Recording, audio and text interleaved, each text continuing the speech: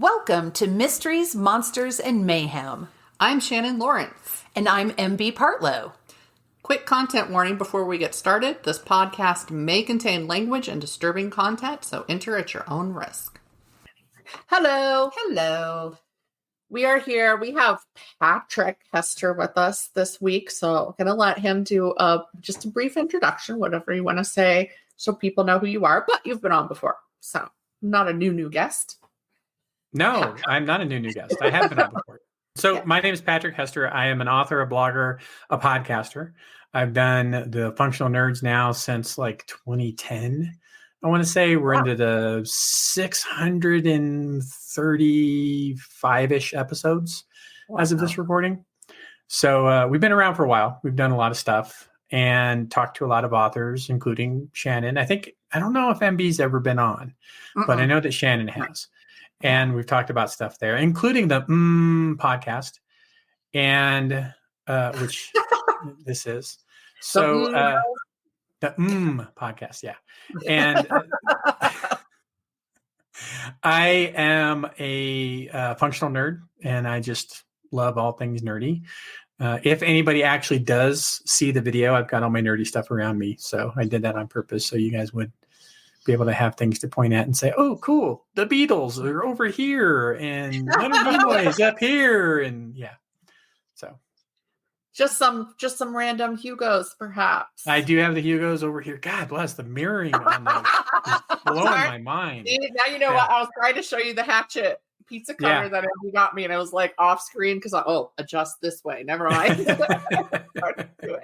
So I have those up there. I was going to say I do have Ahsoka is guarding that one, and then I have Spock in front of the mana pot there. So,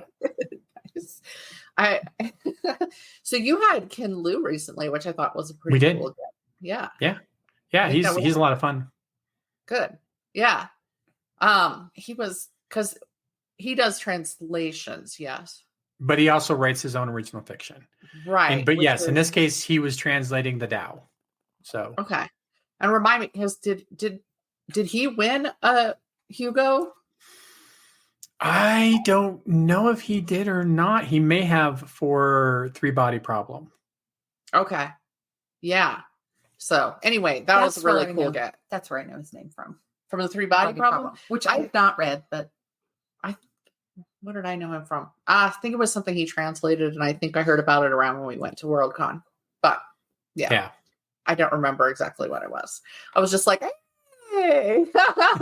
But you also didn't you have also Mary Robinette Kowal recently? We did have Mary Robinette on, yes. Okay. I think those are the last two that I saw. So some good big names there, Patrick. Yeah. We've had depending on your opinion of big, we've had in the past, Brandon Sanderson was on a long time ago. Nice. We've had Jim Butcher. We've had, trying to remember some quote unquote big names. There's a guy that not a lot of people know. I've always wanted to introduce him to MB because I think that she and he would get along really well. His name is Chuck Wendig.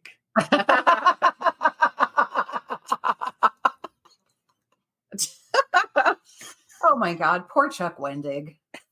He was once upon a time after you did introduce me to Chuck. I adore Chuck Wendig, but so I was writing. This was several years ago when my brother was still alive. My brother, whose name was Chuck, and I'm trying to send an email about a family issue to my sister and my brother, and I accidentally sent it to my sister and Chuck Wendig, who was very kind, and he goes, "Wow, that sounds like it really sucks." But I'm pretty sure I can help you with that. I did something similar. I was house sitting for some friends who lived not too far from here. Basically, I was animal sitting. I would go over there, feed all the animals, and come home. And I wanted to send them an update. And so I searched the first names of them in my phone, and then I sent them a message. And it's Jeremy and Rhonda. And then later on realized I had sent Jeremy and then Rhonda from SF Signal an update about their pets and their houses. And I felt stupid. It was the wrong Rhonda. Whoops. Yeah. Whoops. Whoops. Yeah, I don't have that story that I can think of right now.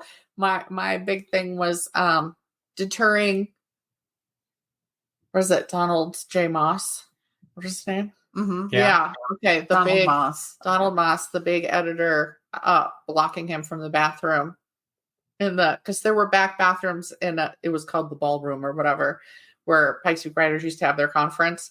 And there were always such lines for the bathroom in between workshop schedules and stuff. And so we'd gone in there and there was a line for the women's room, but absolutely zero men in there at the time. So we just started splitting it out, right? Everybody using them and somebody guarding the door for the men's room just in case.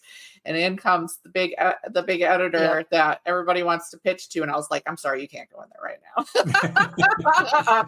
There is a woman in there and it is not for you to use at this time. So yeah, I was like, not going to pitch to him, am I? Or if I do, I'm going to tell him exactly who I am. I do want to say, for the benefit of the listeners, that one of the core tenets of the Functional Nerds podcast is something we like to call squirreling. And if you've ever seen Up, you know exactly what I'm talking about. Yeah. So I would like to welcome the listeners to what is bound to be the longest episode of this podcast that has ever been recorded. Because once you get Shannon and B and I together talking, there's nothing that we do harder than squirrel. Then squirrel. I know I was going to say that's why you have me on the podcast. We're like, change direction. But I like the cookie. Over the hedge. I love that squirrel. Well, that was a squirrel too, right? But I like the cookie. It was the best squirrel ever. Is that the one that got the cup of coffee? Probably. Because there's one of the movies where the little squirrel gets a cup of coffee and just the eyes bug out and it just goes zing up the side of a mountain. It was back in the day when I watched all those with my girls. So, which is all funny, but since we all know that squirrels have ADHD, actually, if you give it coffee, it's going to pass out. That would be the actual fact. I learned the hard way with my friends. Probably we should have known there was a problem because our first attempt at doing drugs involved Vivarin and Yoo-hoos. I remember Vivarin. Yep. Revive with Vivarin and Yoo-hoos were caffeinated like chocolate milk. Yeah. They were chocolate water. Yeah. They were. Yeah. It was really. But anyway, so we got those, and yes, we would graduate to other things later. But that was what we did first in middle school. And they're like bouncing off the walls, and I'm like, so I never did that again. Yeah, caffeine does not hype me up. It does the opposite to me as somebody who's ADHD. So autistic / ADHD. But yeah, I love squirrels. By the way, I'm about to, speaking of squirrels, I'm actually about to, if I ever have a fucking minute, I have the last set of edits done on Nuts Squirrel Apocalypse.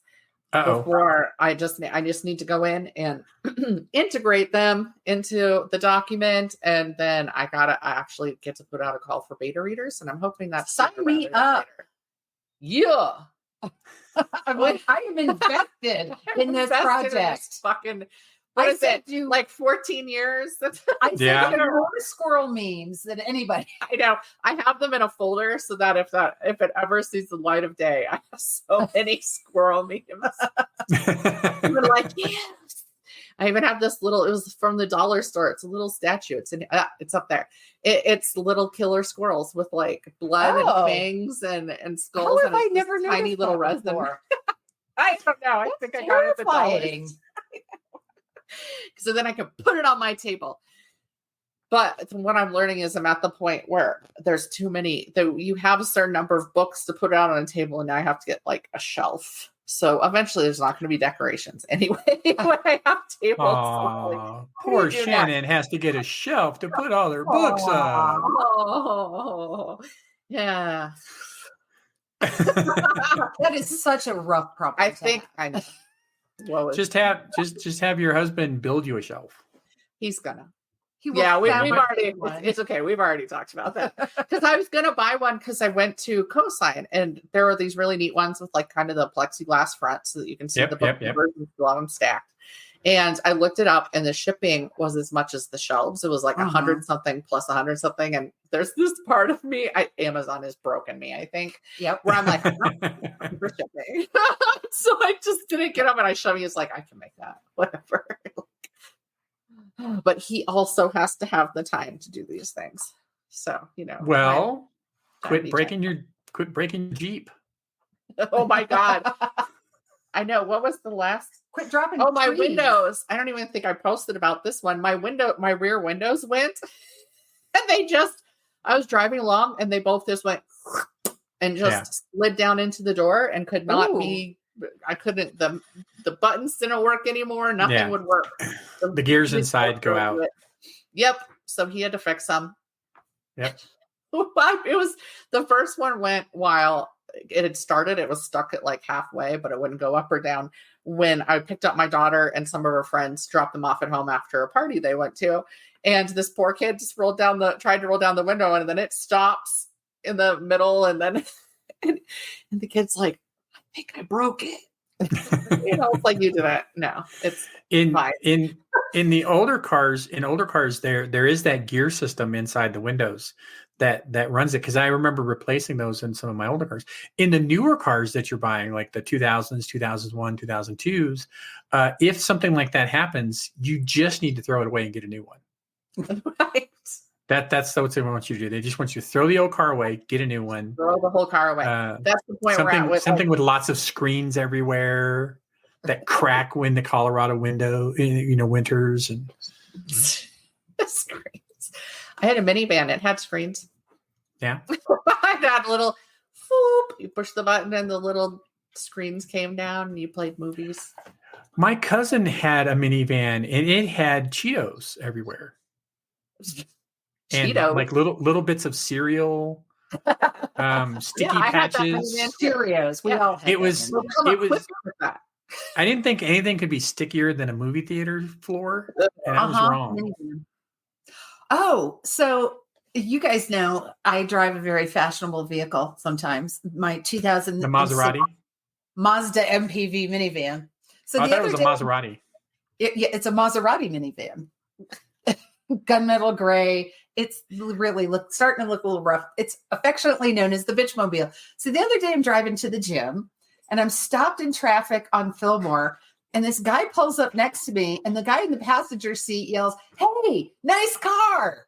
And I'm looking around because he's yelling at me. So I turn and look at him. He's in the same fucking minivan that I'm driving. And I mean, and I think that might have been the last year they made the minivan. So I'm just like, all right, thanks, I guess. Yay.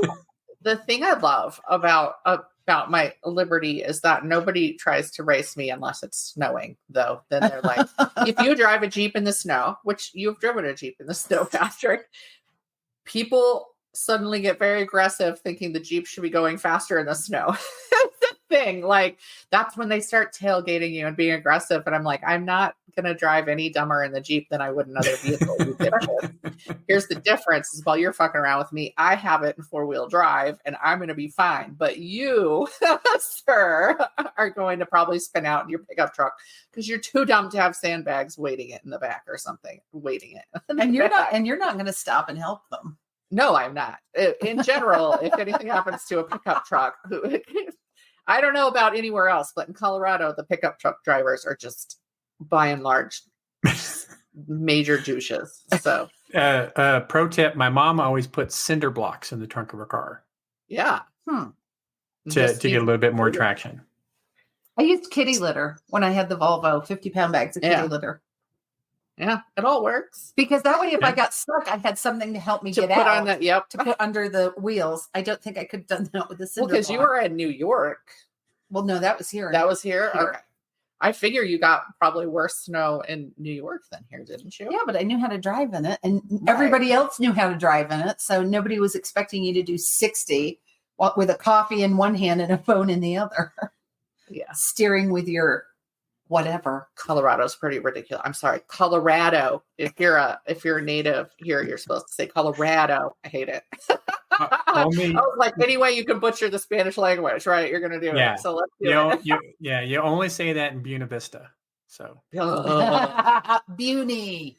Yeah, I won't call it Buena Vista. It's Buny because I refuse it. I got some flyer advertising them, and it actually had the story that they purposely, when they made it, it was going to be Buena Vista, and I don't remember what the story of why that was, because it sounds like beautiful. Yeah, that's it. And I was like, okay, but what do you think? You stupid. I hated it. And like Salida, I knew before. So like we pronounce Lyman. All of those are pronounced wrong. They're all wrong. Colorado. Well, if it makes you feel any worse, I grew up in a household where people talked about flying in and out of Chicago's O'Hara Airport. Oh, yes. But it's not named O'Hara. It's O'Hare. Yeah. So my entire life, I heard O'Hara. So I actually go to Chicago again as an adult, and I'm like, O'Hara Airport. And people are going, what? And somebody just punched you, right? O'Hara. There's no Scarlet here. We used to have in the Northeast Ames department store, AMES. No, it was Ames's. Nobody could say Ames. Everybody called it Ames's. So down the street from me is Marigold Cafe, and everybody calls it Marigold's and Marigold's Cafe. And I'm like, are you Key and Peele? Well, have y'all ever been down to the Walmarts? The Googs? Not if I was on the Googles the other day, and I was looking up the Walmart. So you both know that I'm very computer orientated. Like I do a lot of stuff on computers. I'm always technology. I'm probably not Jeff level, but I'm pretty decent on technology stuff. And so my family relies on me for a lot of stuff that's technology related.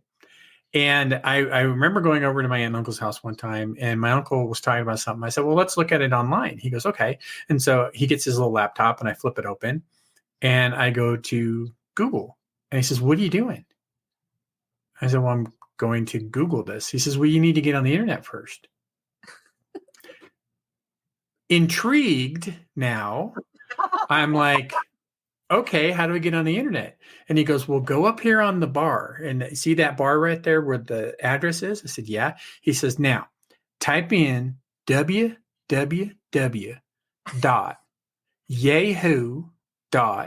Oh my God. And so I do. And he says, okay, now there's a box there. Yeah. He says, now in that box, type Google and hit enter. And I do that, and then it takes me to Google. He says, there, now you're on the internet, and you can search. Oh, my God. You're like, do you know how you got to Yahoo, though? On the World Wide Web. The World Wide Webs. Oh, I was trying to set up, I got an Amazon, an Echo Dot. Okay. So I'm going to install it. Because it's how fucking I've installed these before. It takes 2 seconds and you're done. No.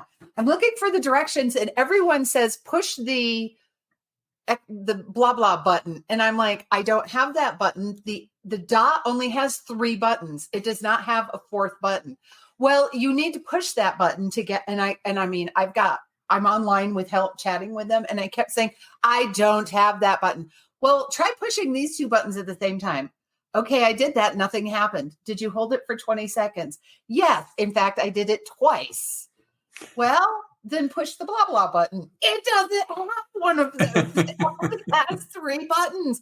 I said, has anyone there seen the dot? Seriously, it's a tiny little thing. It just has 3 buttons. But I finally got it. Finally went rogue and did it. See, if I have to contact support, I have already done all that stuff that they want to do. So when they say do this, do that, I'm like, I just sit there and wait like 10 seconds and say, yeah, okay, I did that and it didn't work. they've boiled down all these tech items. So there's like 2 buttons on it, but each of those buttons does 5 billion different things depending upon how long you hold it down or whatever. Yes. Like I have the little sound makers, like white noise makers for when I travel, and they well and truly, it's like 2 or 3 buttons, and they're like, all right, if you hold this down for 10 seconds, it does this, but if you do this, then it's just going to switch the sounds. So if you try to set that at a time, like, oh no, I didn't hold it down long enough, and now it switched to a different sound, and I have to go through and find the sound that I had before that. But yeah, I've actually done tech support. I was not hired to do tech support. For the record, I was actually the accounts receivable person. But because the tech support line was always busy, because what they do is they'd take a call and then they'd get irritated or whatever with the person who was calling in, and they'd put them on hold and they would play EverQuest. Nice. Or Warcraft. World of Warcraft. For the Horde! Yes, for the Horde. They were the Horde. But usually they were playing EverQuest when it was like that. And they were playing each other while they had people on hold. So then they'd call me, and then I would have to do tech support for people. Oh, and since I was trying to get them off the phone because people needed to be able to reach me because I was the only AP person, there was an entire tech department. Yeah, I got really good at that. And then I ended up having to write a manual. I wrote a manual. No good deeds. Tying together AP and their stuff for what they needed to do for things. But yeah, I do remember being in a convention with you once where you got 0 sleep the night before because you said you had set your white noise machine, you had turned it on, but you had changed the sound and it was screaming all night. But I would do a lot of tech support for people. The one person I would not do tech support for was my mom, because there's no one in the world who can push your buttons and get on your nerves like your mom. Yeah. And I remember my mom. I set up a computer for her, and I'm in Tennessee and she's in California, and she calls me. And I said, how's it going with the computer? Because she wanted to learn how to type. She wanted to learn about computers, and she wanted to learn how to type because she realized that, that was where the future was, and people were making you use computers more and more. Even in the bars where she worked, they wanted her to use a computer. And so I get her this computer, I set it up. She calls me and I'm like, how's the computer going? She says, oh, I turned that thing off and I unplugged it. Why? Well, that seems extreme. Counterintuitive. Yeah. Why? She says, well, I turned it on and it accused me of breaking the law. And I know that I did not break the law. I don't care what that shitty thing says. I did not break the law. So I turned that fucking thing off and I unplugged it. What was it? It popped up. It was Windows 95 at the time. And it popped up with an error, a common error that's called an illegal exception error. Oh, She saw it as this thing was accusing her of doing crimes, and she was not doing crimes. Nothing she was doing was illegal. And from that point on, she no longer trusted computers. And I no longer did tech support for her. So I have a cousin who's very tech savvy. And I'm like, I said, dude, I will do tech support for your parents if you will do tech support for my mom. And he's like, deal. Mm-hmm. Yep. My husband does the tech support for my mom. Bless him. There's always like, he had set up something. He gave her a new door knob and lock set up so that it's like fingerprint. You can use a fingerprint to get in. You can use a code to get in. You can use your phone to get in. And then her phone so she can, without getting up, because she has fallen roughly 237 times in the last 2 years, without getting up, she can unlock the door for somebody, but it keeps like disconnecting. I don't know what's happening. So then he has to go set it up. So he just regularly, we're sitting there and he gets his text from my mom about whatever is going on with whatever. So he does her phone. He does her little I've fallen and I can't get up button, which I guess didn't work or something last time she did it. But I think it's because my brother can't be woken up. I think it did work. He lives in that same house, but he's in the basement. So she's like, it didn't work. So we just got a text. Like, I've fallen. I need somebody to come over. She sent like a family message. Can somebody come help me up? And then because it wasn't me, I forced her to go to the ER when she does it. And inevitably she has broken something every time. Mm-hmm. And although they miss it at the ER, so then I have to insist she go to the doctor after, and then they find whatever the fracture is. This has happened multiple times now. Mm-hmm. And this last time she fell, and it was my brother who finally, he was at work this time. And he didn't make her go to the ER. She was like, I'm fine and I'm not going to the ER. And I was like, yeah, you don't give her a choice. That's how that works. You don't give her a choice. Sorry. We've hit that point where we have to parent. So our parent, right? She didn't go. And then she was at my other brother's birthday party, and clearly she had a cracked rib. Oh, and she re-injured her foot that she just got out of a boot after months and months and months of physical therapy and all this. And so she has to go see a regular doctor because she refused to go to the ER. But it's like, yeah, he's her tech support. But I was going to ask you, how did your mom feel about VHSs when they started with an FBI warning? She never said anything about that. No? She was fine with VHS. Story. No, she never had a problem with that. She didn't even know that I was in the other room with 2 VCRs dubbing tapes. So that's right. That's what you do, though. My grandmother used to just, record HBO. Everybody did. And she would send us gifts of like movies from HBO. She's like, here's The Last Unicorn for you. I had that forever. This tape with The Last Unicorn on it. But she did buy me, for the record, one movie. It was Lady Hawk. She did buy that. I loved Lady Hawk. It was such a good movie. I just rewatched it again. It's like a once a year watch. That and Pirate Movie. And I have your copy of Pirate Movie. Oh, you still have Pirate Movie? I still have Pirate Movie. Because we have it on Plex. That is where you dub you dub your DVDs to a streaming platform of your own. But yeah, I have several. But Lady Hawk is definitely rewatched. Labyrinth. They're remaking Labyrinth is another good one. Yeah. I heard they're remaking Labyrinth, or was that I refuse. I don't know. I haven't heard that. How do you do that without David Bowie's crotch bulge? What I saw was that that's a character of its own. Well, in Labyrinth. Indeed. What I heard, and like I said, it could have been a spoof, was that they were going to use Tom Hiddleston. What? As David Bowie? He's charming, but he's not a singer. I don't know. I've never heard him attempt to sing. I won't either, I guess. I don't know. He dances, and it's great, but he does the same dance every single time he does the dance. It's the same dance.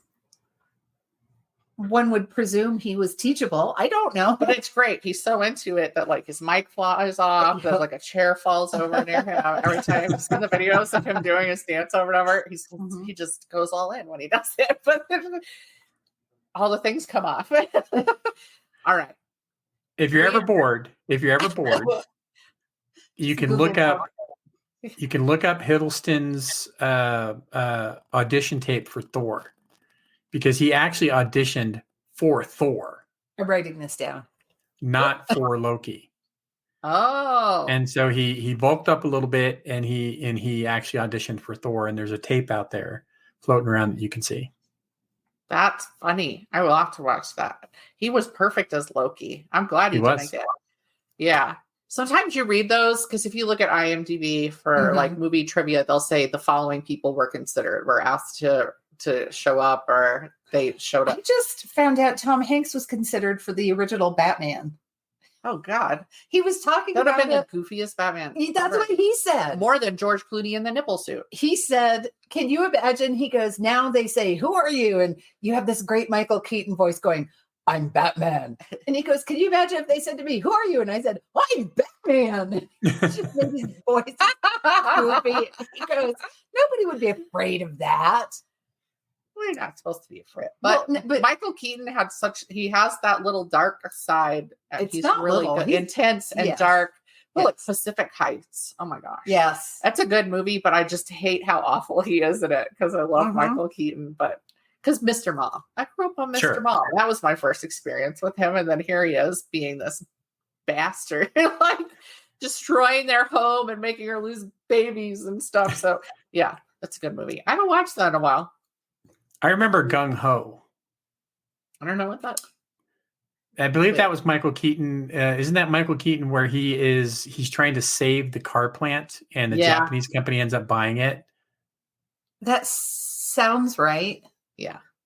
Yeah. I saw a new thriller with, it's not new. I saw a thriller I had never seen before on Tubi with him recently, where he's a car salesman. And he's dark in that one too, because he's just depressed and despondent. What's it called? I don't remember. And that thing was actually really interesting. That sounds familiar. But the twist doesn't hit until the end. So I was like, why is this a thriller? What is going on? It's a thriller for like 10 minutes. But so I'm not sure that was out. I wish I remember what it was called though. Because he cheats with it. Brendan Fraser's in it. What? Yes. And Brendan Fraser is a new car salesperson. Or sorry, I think, what are they selling? I don't remember. Who cares what they were selling? They're a new salesperson and they travel to sell their things.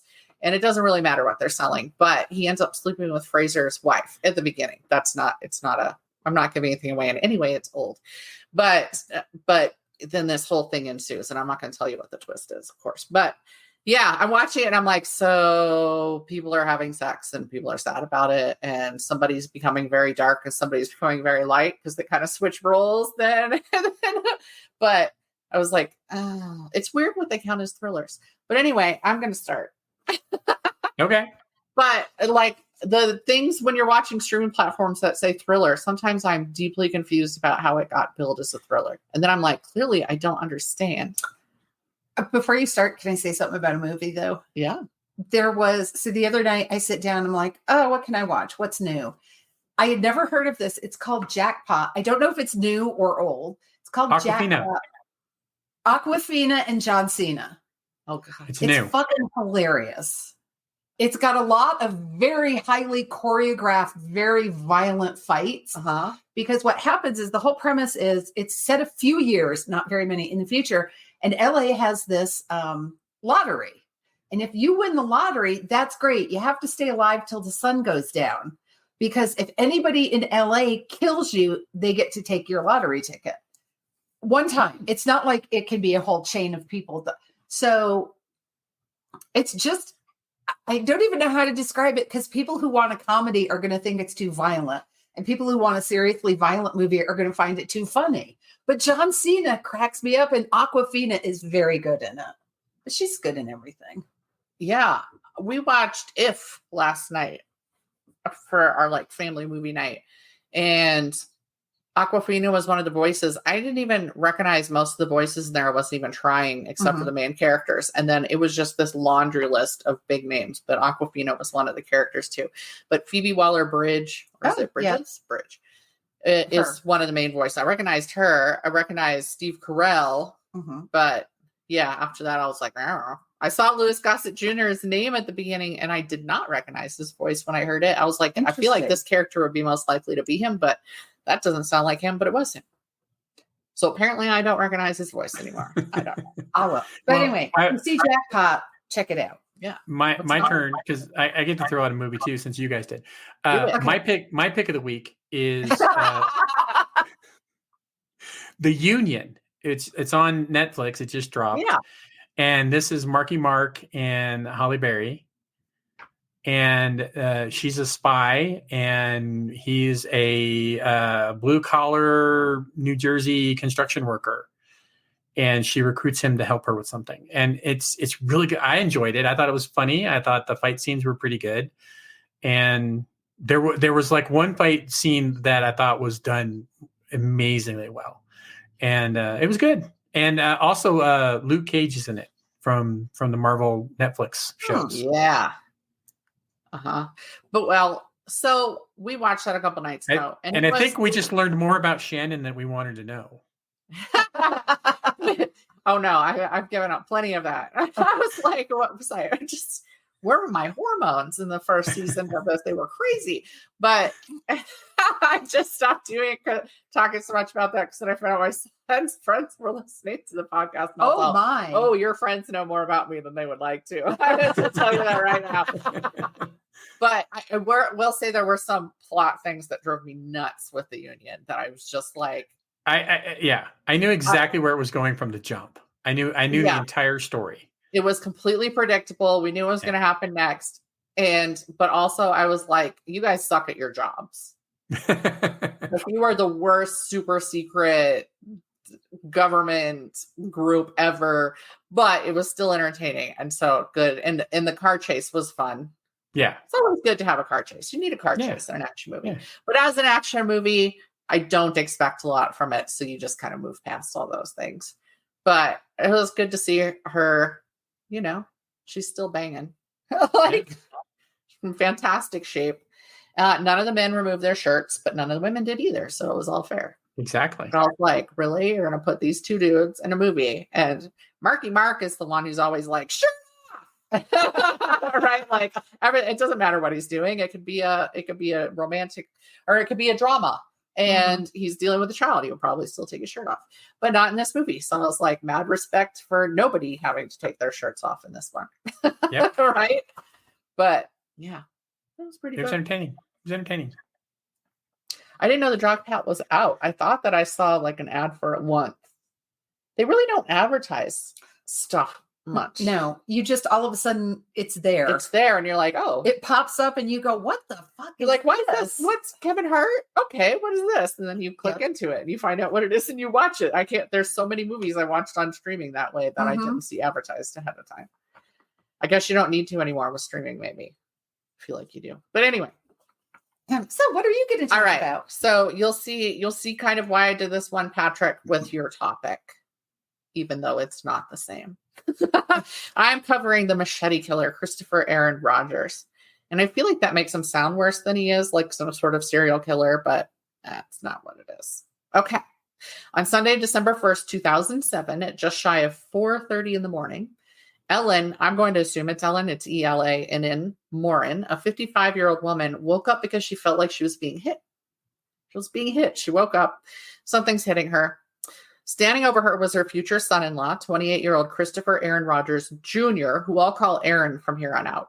And he spelled it the girl way, which is weird. I've never really seen that. So my brain was so confused.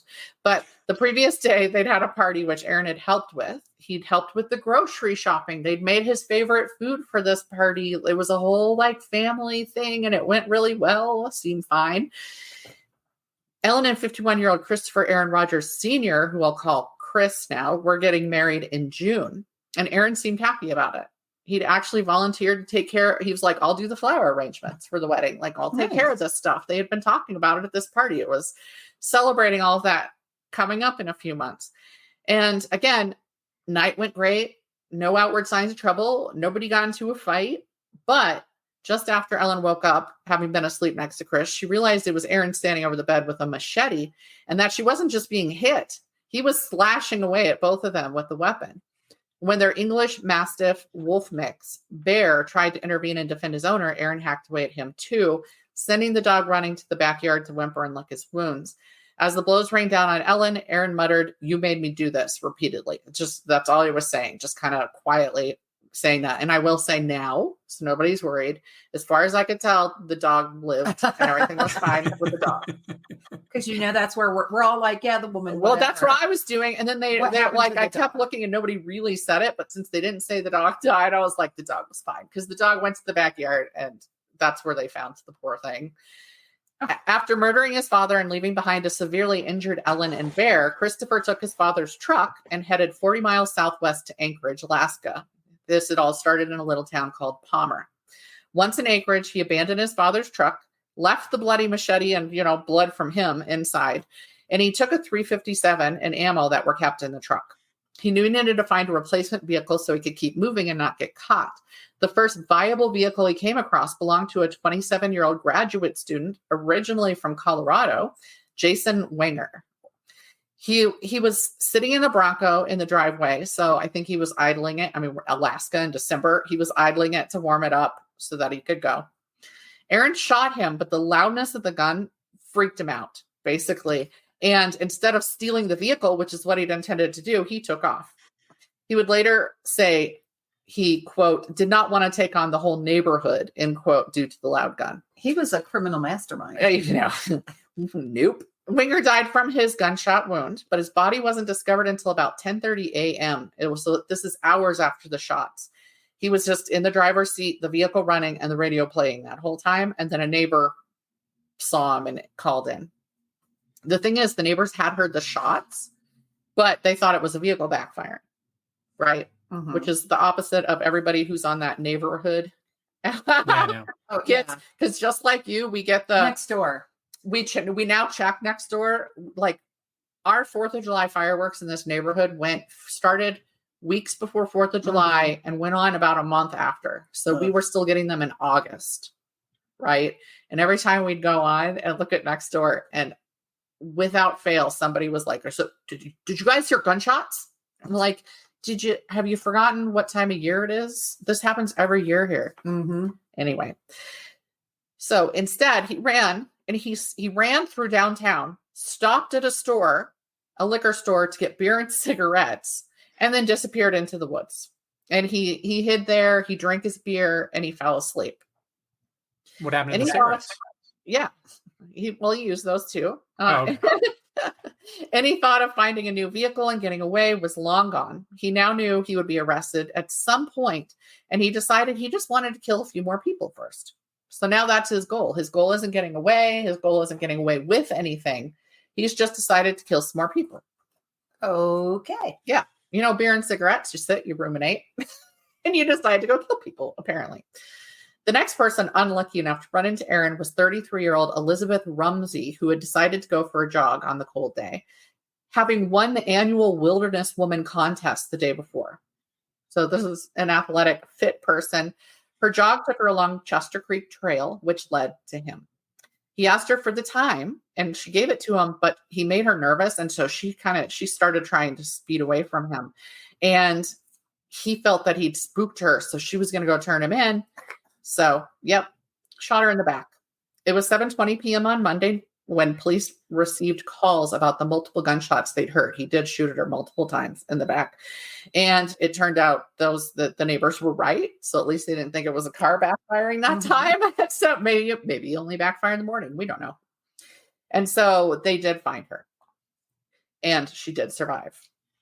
He then ran into Thomas Deek, a 43-year-old who had turned his Jeep on to warm it, again, idling the vehicle there, and who was exiting the vehicle so that he could go inside and wait for it to warm up. That's legal in Colorado, by the way.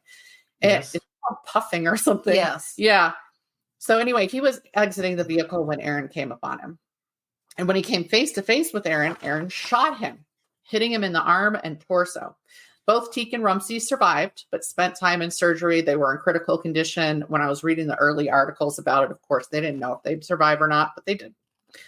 Deek's wife called 911 after Aaron fled in her husband's vehicle. On the alert, due to a series of crimes, at this point, the woman who had been shot had really set them on alert. They hadn't yet connected him with his dad's, the crime there, but they quickly found Deek's vehicle right in the thick of the morning rush hour. In fact, it was everything from him shooting from the 911 call took 27 minutes. That's how quick they were on it. So boom, Anchorage police, I guess. A short chase ensued in which an officer was injured, but they were able to ram his vehicle with one of their vehicles and trap him there. And that was actually how the officer got injured. It was the one who rammed him who got a leg injury. They arrested him and charged him separately for the crimes in the two cities. His charges included murder, attempted murder, cruelty to animals, assault, motor vehicle theft, and violating conditions of release for previous charges of DUI, arson, assault, refusal to take a chemical test. So I'm assuming that was for the DUI, et cetera, et cetera, et cetera. So he was already in trouble. After they'd rammed him, but before they had him in custody, he pulled the gun on the cops and pulled the trigger, only to discover the gun wouldn't shoot. It just clicked. And in his words, he was like, no, click, click, click. No, bam, bam, bam. It just clicked, right? So, however, when police picked the gun up from the floor of the stolen Jeep where he dropped it when it didn't work, they found only one round missing because he'd reloaded. There were five live rounds remaining. So they didn't know why the gun didn't fire. And he had even more ammunition in his coat, so he could have gone for a while. Whatever happened, it stopped the shootout. There would have been a full shootout after this car chase, but nope, the gun just didn't want to participate. The weird part came when he was in police custody. That's when he started talking about the aliens. He claimed that he was a subspecies of these aliens. They hated humans and used them as a food source. And because he was just like a subspecies, he had to prove himself to them. He was quoted as saying They were getting me all mixed up. I didn't know what was black, white, up, down, inside out. I didn't know. I mean, I'd still wake up in the morning like everybody else, drink a cup of coffee, smoke a cigarette. I'd say, what the hell? This, that. And then this alien thing comes in. Hey, you got to do your job. You got to do it. End quote. He talked about hearing their voices, even when he wasn't seeing them. And he said he had an obligation to them to kill people. He was like, I had an obligation that I had to meet. Okay. No, not an obligation to the father or anything like that, just the aliens. Now, he also complained of being treated like a slave in his home, of disrespect from his father. He felt everyone was against him, including his girlfriend and even poor Bear. His extended family didn't make him feel welcome, and he was lonely. He lacked friends. Still, he claimed it wasn't personal, that he didn't kill his dad for any of that at all, despite having ranted about their relationship and of their fights becoming physical at times. And despite what he said as he hacked at them. Nope, nothing personal. It was aliens. Quote, they wanted me to kill a bunch of people. It was very strange, but I tried to accommodate them. End quote. Accommodate them. I was like, okay, you sound very polite. It's great. Investigators asked him if he felt bad about killing his father, and he said he didn't, but that he wished he'd used a different weapon to do it. The gun was far easier, less work to kill someone with, and way less messy. But until he got in his dad's truck, he didn't know where the gun was. He actually had intended to use it, couldn't find it because his dad had it in the truck. So he just had to use a machete. So he couldn't find the gun. It sounds like he didn't fucking look for the gun. He may have but he just happened. Okay. It was on the refrigerator in the center of the top shelf. It was right where he put it. But he could find a machete. Yes. Absolutely. I'm like, so those are his only options for, I'm just trying to make sense of something that does not make any sense and never will. Can't find a gun. Well, fuck, here's a machete. Here's this machete. Even that could have understood more than a machete. You're like, why did you? It's Alaska. We don't know. We don't know their life. I don't associate machetes with Alaska, but I could be just ignorant. I mean, frankly, in Alaska, I'd think they default to, was that a gunshot? Did you hear a gunshot? We do in Colorado, so why not in Alaska of all places? In Texas, are they really like, that must be a car backfiring? No. I think in Texas, just duck and cover. In Alaska, wouldn't they say, did you hear a tree explode? What? You know how the trees sometimes pop because of the sap inside? Right. And then the tree goes down, you can see Alaska. So you can see Russia. Yeah, sorry. You can see Russia from here. Yeah. He even talked about his time between killing Winger and then the next day when he shot his next two victims, saying he moved throughout the Anchorage area, hiding in people's yards, climbing over fences to seek out further victims. And just happened that people weren't out because it's fucking December in Alaska. That's why nobody was outside. Like, and he was sleeping outside. Dude must have had them just be very warm. His lawyer obviously tried to go for an insanity defense. Really?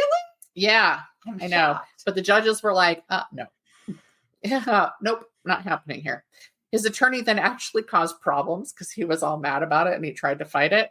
Because he said that because the confession included blaming aliens and the aliens clearly didn't exist and there was no evidence of aliens, that his confession must also be fake, right? Like if the aliens weren't real, the confession isn't real. That was his push. But what happened because of this was in the Anchorage case this happened. And it had occurred after the one in his hometown in Palmer.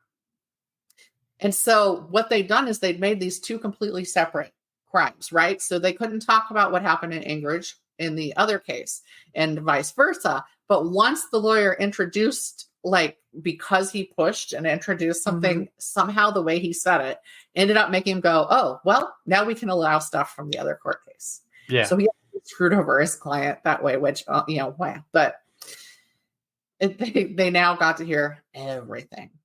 So Ellen was disabled from her machete injuries with abundant scars and trouble walking, though doctors hadn't thought she'd walk again at all, and she did. But she showed up to be in the stand and talk about what she witnessed that night. She implied that his birth mother had been abusive to him, saying she had slapped him and told him he reminded her of Chris Sr. Ellen had been made virtually homeless by the loss of her fiance and her injuries. And though she was getting disability, it was not enough to actually live on because she'd always worked. She'd always taken care of herself. She could hardly walk to get to the stand. And so she was lucky. She had friends that were letting her kind of live with them. She was kind of bouncing around between friends, and all she had was that disability money. And she was quoted as saying, "It's difficult when you think he gets 3 squares and a cot, and I can't even count on that." Ooh. Right, as his victim. He did express remorse in court about killing his father. So while he said he wished he could get the death penalty, Ellen said she was glad he'd have to live a long life with his guilt because death penalty wasn't an option. So he was just going to have to deal with it. I don't know if he actually felt remorse, though. Aaron ended up with a 189-year sentence for the Palmer portion of his crimes. That's his dad being murdered, and then the animal cruelty and the assault on her. And a further 309 years for the Anchorage portion of his crimes. His attorney felt the sentencing was unfair, comparing his sentence of 498 years total to the sentence of Robert Hansen, who I did actually previously cover on here. He was the one who would take mostly sex workers and rape and torture them and then set them free in the Alaska wilderness to hunt them down like animals. So that guy actually got 461 years, so almost 30 years less than Rogers. So, oh, well, they clearly didn't. I mean, at that point, once you're over, depending on your age, like 60 years or whatever, it really doesn't matter. But although it does for when you can come up for parole, like none of that makes sense. But anyway, and then none of it mattered because he died in prison in June of 2020. He was not all that old. He was 28 when all this started, I believe, in 2007. So he was just 41, 40 in his 40s. I couldn't find it. All the articles were about, hey, this dude that did this thing, the Machete Killer, he died and we don't have a cause of death yet, but he died in custody, so it has to be investigated. And that was 2020. And I looked and I couldn't find, I was like pages into Google when I gave up on actually finding what the cause of death was. So it wasn't interesting, apparently, because they would have only printed it like a fellow inmate murdered him. They probably would have put that out there, but they didn't. Nobody cared. He had self-terminated or. Yeah. So it couldn't have been, it must have been like natural, unknown heart problem. Who knows? So my sources really quick, NBC News, Anchorage Daily News is where I got the bulk of it. Multiple articles under Anchorage Daily News, Medium, Frontiersman, and the Denver Post, because the one guy was from Colorado. He was going to be a teacher. He was seeking his master's up there. He had already gotten his bachelor's down here at, was it CU? I think it was. So, yeah. There was actually I have this website that I can plug in articles with a paywall, and it'll remove the paywall from some of them. And I was able to read the Denver Post article on it. Like, and you have not shared this with me? I can send it to you. Please do. See, I went the other way. I actually paid the Denver Post. I know. Yeah, I do actually pay the Denver Post. But that I recently posted, the thing about the newspaper website, that was the Denver Post. Because Denver Post is like, well, you've seen too many articles this year. Yep. So really we need you to pay. And I'm like, okay, well, if I pay, I don't get any ads, right? Oh, no. You're going to get, actually, I get more ads having paid them to see the article than I ever saw ads before. Yeah, one of the streaming platforms we're on, we paid and we were still getting the ads. And so we're like, all right, well, we're going back to free. Why would we pay for this? It's just turning into cable. It's just, that's all it is again, is cable all over again. It's so ridiculous. Yeah, I have my beef with Amazon Prime that MB is so curious about is that I had Prime Video, and then what they did was they said, well, from now on, the Prime Video that you have has ads. But if you want, we'll sell you back ad-free for an additional $3 a month. And then in another year... But wait a minute. I already had ad-free. I was on ad-free. You took ad-free away from me, but you want to sell it back to me now? Mm-hmm. So And I also dislike that a lot of them now are doing the ad-free tier that starts with whenever you click something, it shows you an ad for something on the platform. Yep. Well, that's an ad. No, that's not an ad. No, it's just an ad. We're just telling you something you want to know. Yeah. It's not an ad. Yeah. I know, it's all ridiculous. I'm not trying to sell you anything. I'm just trying to give you some information while we're in your neighborhood. I know. I was like, / everybody who knocks on your door when you have a no soliciting sign in Yeah, you both know how much fun I have with that. there. And I'm like, how are you defining soliciting? Yeah. I think we have different definitions of this word. Mm-hmm. Yeah. All right. So hit us with the UFOs. So I went in a slightly different direction. And I want to talk a little bit about, because I don't live in Colorado Springs. So I want to talk about how shitty the Air Force is. There's Air Force. There's Air Force Base in both places. I've got a different kind of mystery to talk about. And for the benefit of Shannon and MB, I am going to be reading this from a document that I have on my screen. So if I'm not paying attention to you anymore, that's why. And it's not a single setting report, but it's. I want to talk about the overall culture in the United States regarding how UFOs and witnesses have been treated throughout the years, because there is a mystery there as well, and how it has shifted over a short period of time now, just in the last few years, and become something that in the past, if you talked about or reported seeing a UFO, it could ruin your life. And now that's kind of changing a little bit, right? So in 1966, 5% of Americans reported to Gallup that they had at some time seen something that they thought was a flying saucer.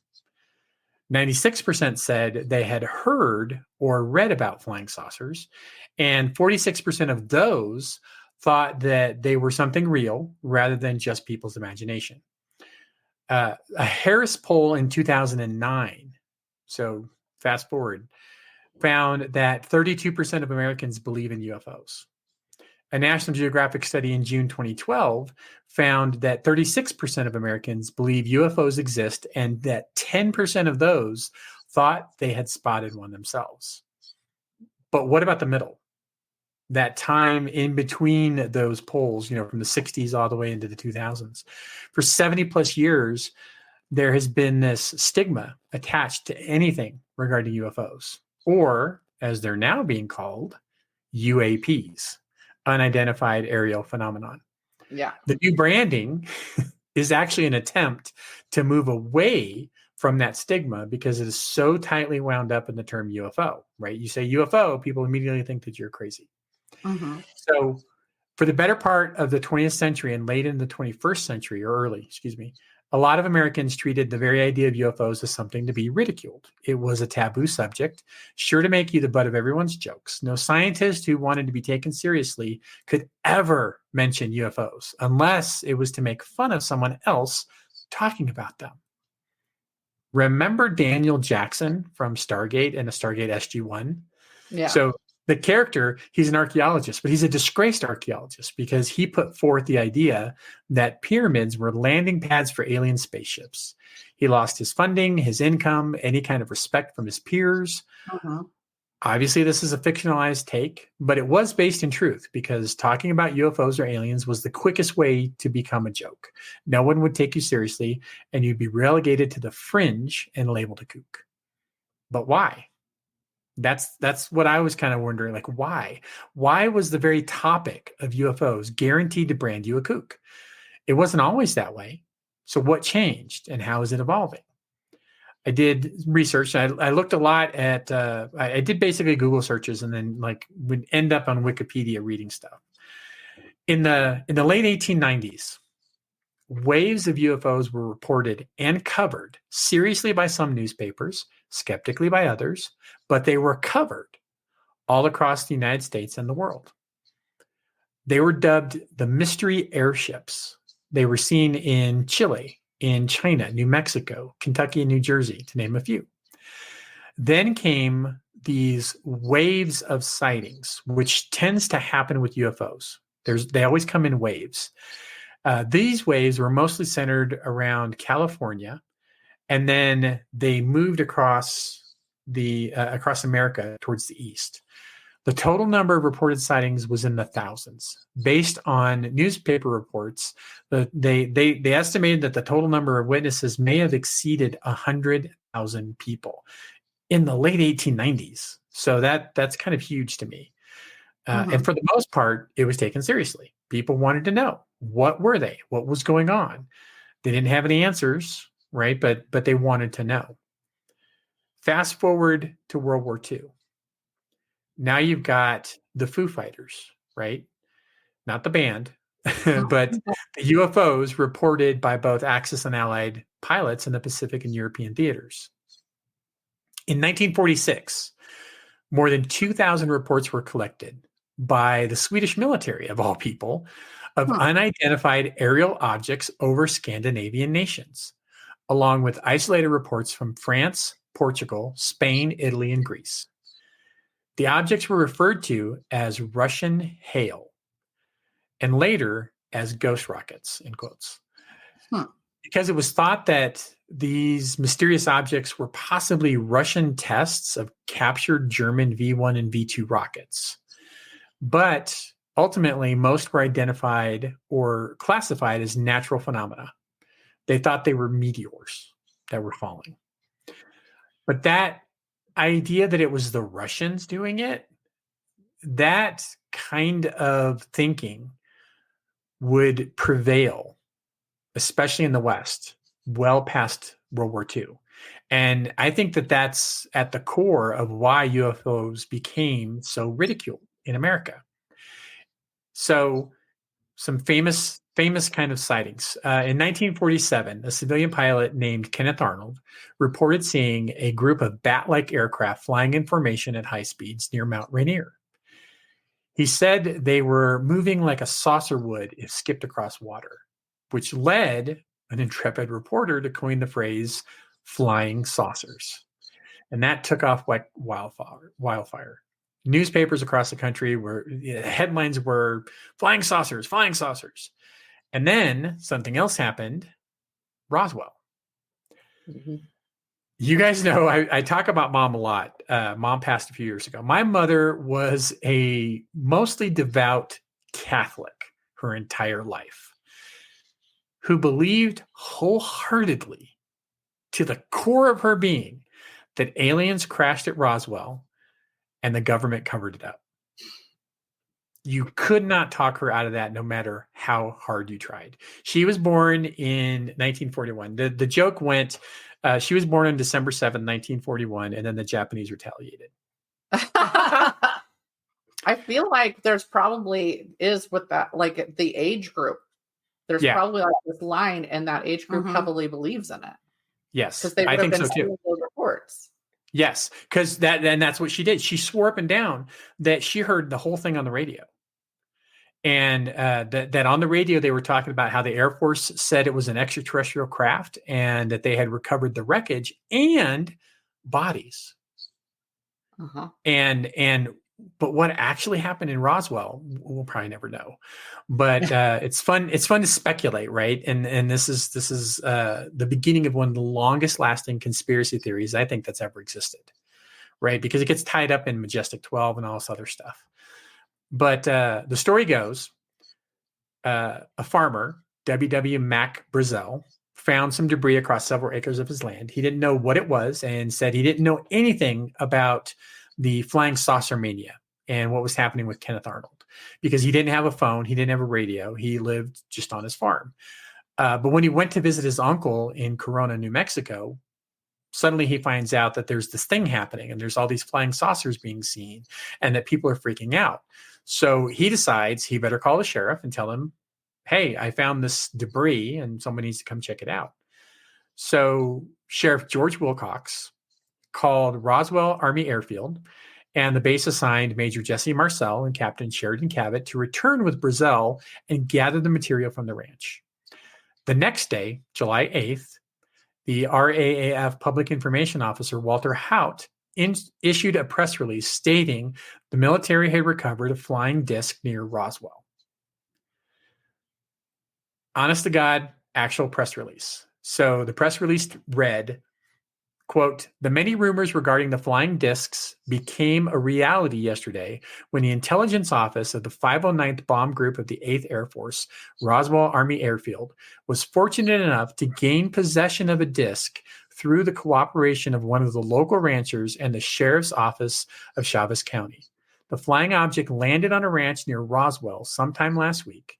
Not having phone facilities, the rancher stored the disc until such time as he was able to contact the sheriff's office, who in turn notified Major Jesse A. Marcel of the 509th Bomb Group Intelligence Office.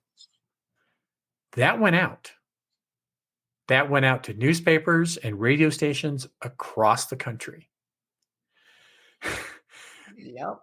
So you can imagine the response to that, right? Now, what's funny is it was followed up almost immediately by a retraction via press conference. General Roger Ramey, his chief of staff, Colonel Thomas DuBose, and weather officer Irving Newton held this press conference. They identified the material as pieces of a weather balloon. And Marcel was there, and he was told to hold up some pieces that, was like an aluminum foil and pieces of wood, and to say, yep, this is what I gathered up, and it's pieces of a weather balloon. People didn't believe that. They still don't believe it to this day, right? After all, why would the Air Force say they had a flying saucer and then retract it almost immediately unless they were covering something up? Boom. Your first conspiracy theory about this stuff just is born, right? Mm-hmm. What's funny is in 1978, Marcel started talking. And he talked to, as an example, Leonard Nimoy on In Search Of. There's an episode of In Search Of where Marcel talks about his experiences. And he said that he knew it wasn't a weather balloon immediately. And he assumed that it was extraterrestrial in origin because it just didn't look like something that we would make here. But he had been ordered to say that it was a weather balloon and not to speak of it again to anybody. Additionally, his son, Jesse Jr., had claimed his entire life that when this thing happened, his dad brought it home to show him because he couldn't believe how cool this stuff was. And that he had actually handled this debris, and that his dad told him, yeah, this is extraterrestrial. This is a flying saucer. Check this stuff out. So for a lot of people, Roswell kind of ended in 1947 with that press conference because it was explained, right? It's like, oh no, not a flying saucer. It was actually a weather balloon. Go about your business. Because the Air Force said it. And you have to, it's the Air Force. They're saying it's a weather balloon, right? The problem is that didn't make UFOs go away. UFO sightings persisted. And at this time, the United States government was taking it seriously, even if the Air Force was kind of covering some stuff up. So in 1948, pressured by everything that's going on, Air Force General Nathan Farragut Twining, head of the Air Technical Services Command, created the first of what would be many projects to study UFOs, official projects by the Air Force. The stated goal was to collect, evaluate, and distribute within the government all information relating to UFO sightings on the premise that they might represent a national security concern. It was called Project Sign or Project Saucer, depending on who you ask. As part of this project, the Air Force enlisted the help of scientists to examine all of the reports, witness statements, and data on UFOs. Enter J. Allen Hynek. Have you guys ever heard of J. Allen Hynek? Yes. I have not. Okay. Born in Chicago in 1910, Hynek received a Bachelor of Science degree in 1931 from the University of Chicago. In 1935, he completed his PhD.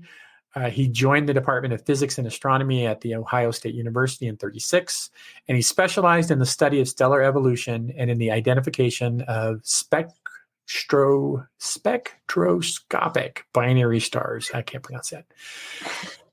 But during World War II, Hynek was a civilian scientist tapped by the government at the Johns Hopkins Applied Physics Laboratory, which is how he got to be part of Project Sign, right? He had already worked with the government during World War II. And so they brought him in to be the scientific advisor for Project Sign. He identified himself as a skeptic. He thought that there was just like bad eyewitnesses, and that he'd be able to, using science, explain this stuff away. And so he studied UFO reports for the Air Force and mostly debunked most UFO sightings. Some people thought he debunked them a little too hard, and that kind of came back later to haunt him. The evolution of how the U.S. government, through the Air Force and later the CIA, thought of and handled UFOs is itself a great part of this mystery and this story. In 1948, Air Force launches Project Sign to study the reports. Project Sign runs for 1 year, during which the team, including Hynek, reviewed 237 cases. Hynek writes a final report. He notes that about 32% of incidents could be attributed to astronomical phenomena. Another 35% had other explanations, such as they saw balloons, they saw rockets, they saw birds, sun flares, that kind of stuff. Pelicans. Of the remaining 33%, 13% didn't offer enough evidence to be explained. That left 20% that provided investigators with some evidence, but still couldn't be explained. The Air Force classified these last 20% as unidentified because it didn't like and didn't want to use the term unidentified flying objects. Something that persists to today. So, Project Sign is over. In 1949, they take the information from Project Sign and they launch a new project called Project Grudge. Nice name. The name alone should make you kind of go, what? The problem with Project Grudge from the jump was how it didn't even bother to investigate. That was not its purpose. It was focused on the absolute debunking without any sort of scientific objectivity of every single report of a UFO sighting, which is why Hynek was so dismissive of it, and probably why they didn't ask him to participate in that particular project. Through the Freedom of Information Act, people have found out some stuff about this project. The stated intention of Project Grudge was to alleviate public anxiety over UFOs and persuade the public that UFOs constituted nothing unusual or extraordinary. Under Project Grudge, UFO sightings were explained away as balloons, conventional aircraft, planets, meteors, optical illusions, solar reflections, large hailstones, mass hysteria, deliberate hoaxes, mental illness, or conventional objects that the witnesses had misinterpreted as otherworldly. The final report issued at the end of 1949 concluded that the phenomena posed no danger to the United States and also suggested the subject wasn't worth further study. If you read between the lines, the Air Force wanted this to go away. Right. They really did. Hynek was very, very upset with this entire thing. And he said that Project Grudge was less science and more of a public relations campaign. Well, of course. And project officials, and you can actually go online and you can find clips of people, Air Force personnel who were part of Project Grudge, basically talking about stuff and saying, yep, this was a balloon, this was this was that, and just explaining it all away and saying, there's nothing really to see here. Move along. Project officials recommended that the project be reduced in scope because the very existence of the Air Force officially being interested in it encouraged people to believe in UFOs and contributed to a war hysteria atmosphere. So on December 27th, 1949, the Air Force announced the project's termination. Again, I think they just wanted to make UFOs go away and for people to stop talking about it, right? So because why? Who cares? Yeah, it makes you wonder. Yeah, which is part of the problem. And again, even though they want it to go away, people kept seeing UFOs. And so in March of 1952, the Air Force had to do something again. So they quietly launched Project Blue Book, which is probably one of the more famous of the UFO things. Project Blue Book had two stated goals, namely to determine if UFOs were a threat to national security, which is a recurring theme, if you've noticed. Like, they always talk about this. And then to scientifically analyze UFO-related data. So at least in the jump, it seems like they were trying again, right? They were kind of going back to sign a little bit. But some in the upper echelons of the government worried that UFOs could actually be advanced aircraft deployed by our enemies, the Russians. Of course. Because this is the 50s. Yeah. And if you don't know about the 50s, just look up McCarthy. And at any time, the Russians could use UFOs to launch a sneak attack and invade America. This seemed to be confirmed for many, and I think you guys may have talked about this one, the Washington, D.C. UFO stuff, right? So there was a series of UFOs seen over Washington, D.C. from July 12th through the 29th, 1952. They were called the Washington Flap or the Washington Invasion by different people. In the 4 years prior to that, the U.S. Air Force, they had established a way for people to report UFOs, obviously through Project Sign and Project Grudge. They had received 615 UFO reports. During the 1952 flap, they received over 717 new reports just in that time period of people seeing tons and tons of UFOs. Project Blue Book director Edward J. Ruppel later recalled that during a 6-month period in 1952, 148 of the nation's leading newspapers carried a total of over 16,000 items about flying saucers. Flying saucers were huge. Everybody was wondering about them. So on July 19th, 1952, they start seeing these UFOs over Washington, D.C. There's an air traffic controller named Edward Nugent. He's at the Washington National Airport. He spots 7 objects on his radar. They're located 15 miles southwest of the city. There's no known aircraft in that area, and they're not in any of the established flight paths. He reaches out to the National Airport's radar control tower, or radar-equipped control tower. And he asks them, are you seeing this? And they said, yes. Not only are we seeing this on our radar screen, we also see this bright light in the sky. And as they're talking, the bright light zips off and disappears. At Andrews Air Force Base, 10 miles from National Airport, Airman William Brady reports that an object which appeared to be like an orange ball of fire trailing a tail, unlike anything I'd ever seen before, appears and then takes off at unbelievable speeds. This continues. There's a pilot waiting to take off. He's sitting on the runway, and he spots what he believes to be a meteor. He calls in, and he's told by the control tower that they're detecting objects closing in on his position, and they don't know what they are. He sees 6 objects, white, tailless, fast-moving lights is how he describes them. And they come and go over a 14-minute period. He also radios the tower and another air traffic controller, senior controller Harry Barnes. He says each sighting from the tarmac or from the runway coincides with things that they're seeing on the radar screen. So the pilot says, hey, I'm seeing something. The radar tower says, yep, we're seeing it too on our radar. And when the pilot says, holy crap, it just took off at a really fast speed, they notice it's gone off the radar. It just disappears. At one point, radar centers at National Airport and Andrews Air Force Base were tracking an object hovering over a radio beacon, and then the object just vanished in all 3 radar centers at the same time.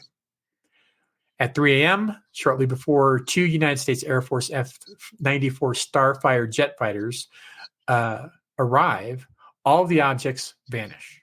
They're all gone. The jets hang around. They are patrolling. As soon as they start to run low on fuel and they start to leave, all the objects come back behind them and start flying over stuff again. This led one of the radio control tower people to say that they thought that the UFOs were monitoring radio traffic and behaving accordingly. Like, in other words, if the jets are showing up, they They bug out. When the jets say, hey, we have to go refuel, and they start to leave, they all come back. Obviously, this garnered national attention. It made the headlines in newspapers across America. It happened again on July 26th and 27th, which prompted President Harry Truman to be upset. He asked for an explanation. Ruppelt, Ruppelt, the guy in charge of Blue Book, he's also the supervisor of the Air Force investigation into all UFOs, right? He tells the president's assistants that the sightings might have been caused by temperature inversions, in which a layer of warm, moist air covers a layer of cool, dry air closer to the ground. This condition can cause radar signals to bend and give false returns. Privately, though, ones that are following a pattern and that, yes. Right, like, and go away and come back. They privately, he did not really actually believe that. But that's the only information he had at the time. That's what he was given. There's also a story about him trying to get a car off the base, and they wouldn't let him have one because they said he didn't have rank to get a car because he wanted to drive out to the airport and see the stuff for himself, and they wouldn't give him a car. So anyway, Truman wasn't happy. And he was quite alarmed by the idea that anyone could just appear over the nation's capital. Again, they thought it was the Ruskies. And they thought, if the Soviets show up and they could launch a sneaker attack and we don't know anything about it, this is unacceptable. So he did what any insane person would do. He asked the CIA to get involved. Yeah, same. Yeah. The CIA's response was to form a special study group within the Office of Scientific Intelligence, the OSI, and the Office of Current Intelligence, the OCI, and ask them to review the situation. Because again, nothing bad ever happens when the CIA gets involved. I don't even know why we still have the CIA, but yeah. First, we form a committee. Yeah. Because that solves everything. So this led to the Robertson panel. Have you guys heard of this? Yeah. Shannon's nodding. So in January of 1953, the CIA were broadly skeptical concerning the possibility that some UFO reports may represent extraterrestrial objects or objects of either American or Russian manufacture. They didn't think that either one of those things could be happening. They favored the hypothesis that currently unidentified reports were misidentifications of conventional objects or natural phenomena. This is a common and dominating opinion within certain parts of the government, especially the Air Force. The Air Force does not like anything that doesn't fit into that little box. Correct. But the Air Force also coming from an Air Force family, also tends to think that everybody who's not them is dumb. Like it's a very... They're just so very specific about the Air Force, and anybody you talk to in the Air Force who doesn't believe that way is going to admit it. That's how the Air Force is. So, like, these people can't be saying anything; they're just idiots. Like, exactly. We can't trust them. They can't trust themselves. Yeah. Sounds like upper management.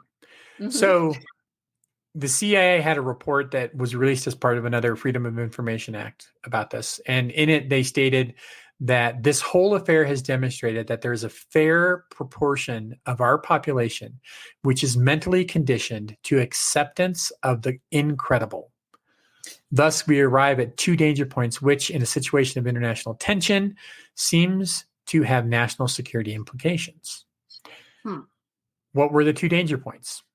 The lack of UFO coverage in the Soviet press, indicating that somehow the Russians could use UFO sightings from a psychological warfare point to view either offensively or defensively.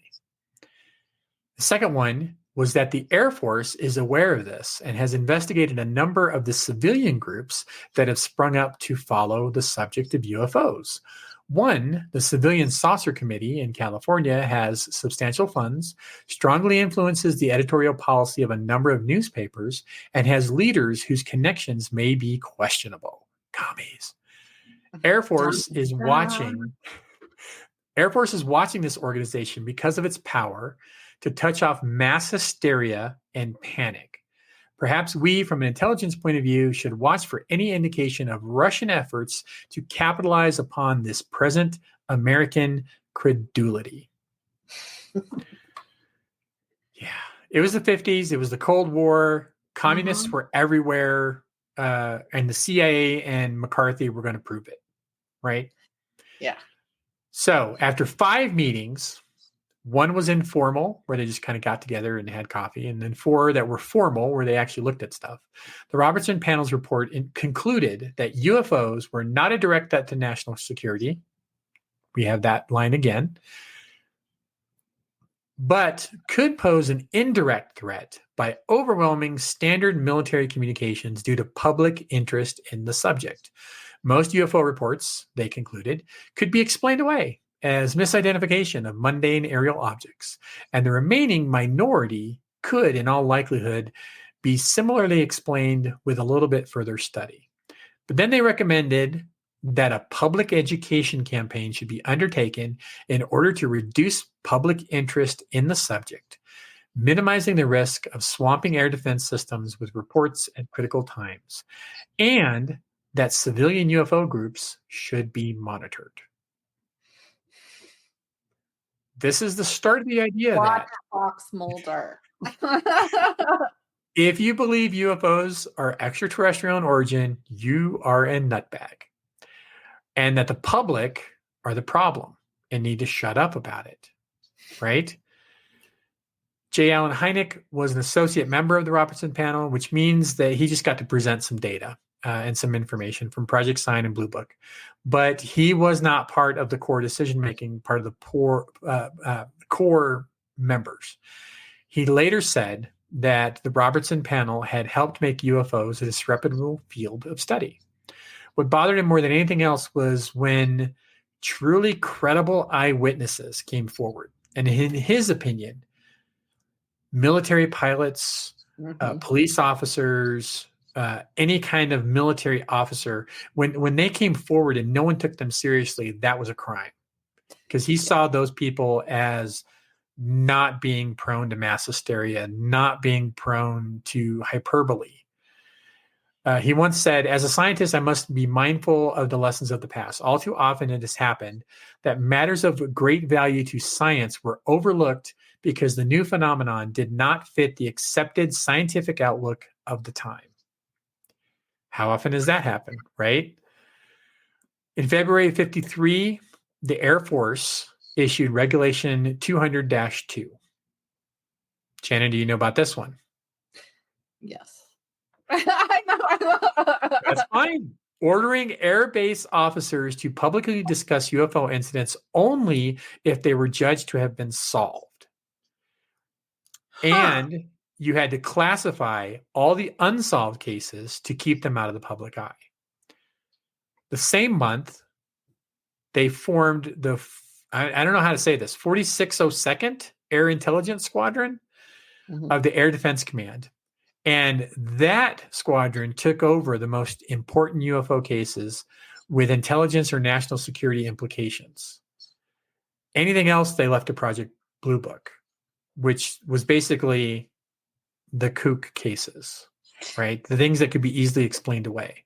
In mid-1953, Project Blue Book actually had their staff reduced, which frustrated Captain Ruppelt, who the project commander at that time.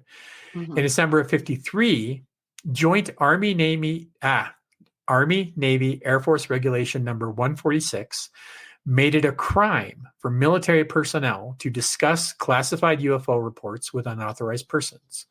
Violators faced up to 2 years in prison and or fines of up to $10,000. So you can only talk about reports that are solved, and anything unsolved is classified, and talking about those is now a crime for military personnel.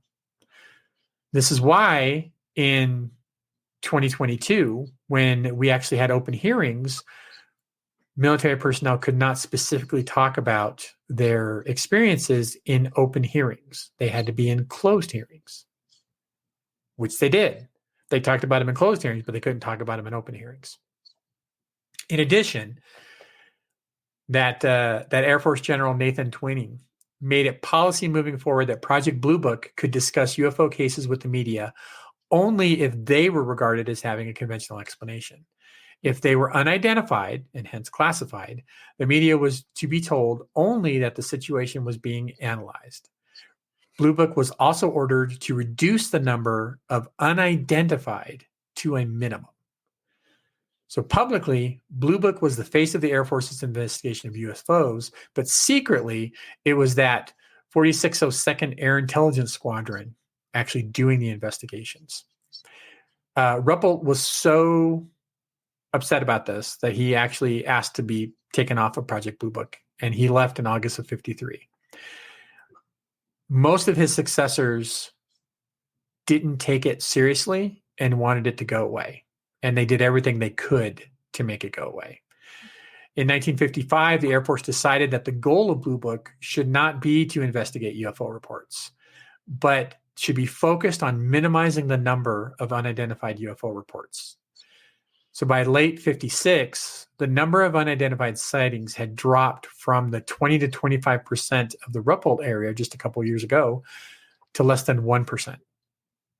Project Blue Book continued until December of 1969, at which point the Air Force shut it down and said in their final report, no UFO reported, investigated, and evaluated by the Air Force was ever an indication of a threat to our national security. There was no evidence submitted to or discovered by the Air Force that sightings categorized as unidentified represented technological developments or principles beyond the range of modern scientific knowledge. So, not extraterrestrial. Also, there was no evidence indicating the sightings categorized as unidentified were extraterrestrial in any way. Project Blue Book collected 12,618 UFO reports. Only 701 reports were classified as unexplained. And yes, Fox Mulder covered that much better than I did. He had more time. He had like a whole television series. Hynek, for his part, continued working with Project Blue Book, but his opinions started to change. And he started to disagree publicly with the conclusions put forth by Project Blue Book, which got him in trouble. In the 60s, he disagreed with the Air Force about the Portage County UFO chase. This is a famous chase in which several police officers chased a UFO for half an hour in their cars. Blue Book's director at the time, Hector Quintanilla, I want to say, he's a major, announced that the police, one of them an Air Force gunner during the Korean War, had first chased a communications satellite, and then they were chasing Venus. Again, Hynek disagreed.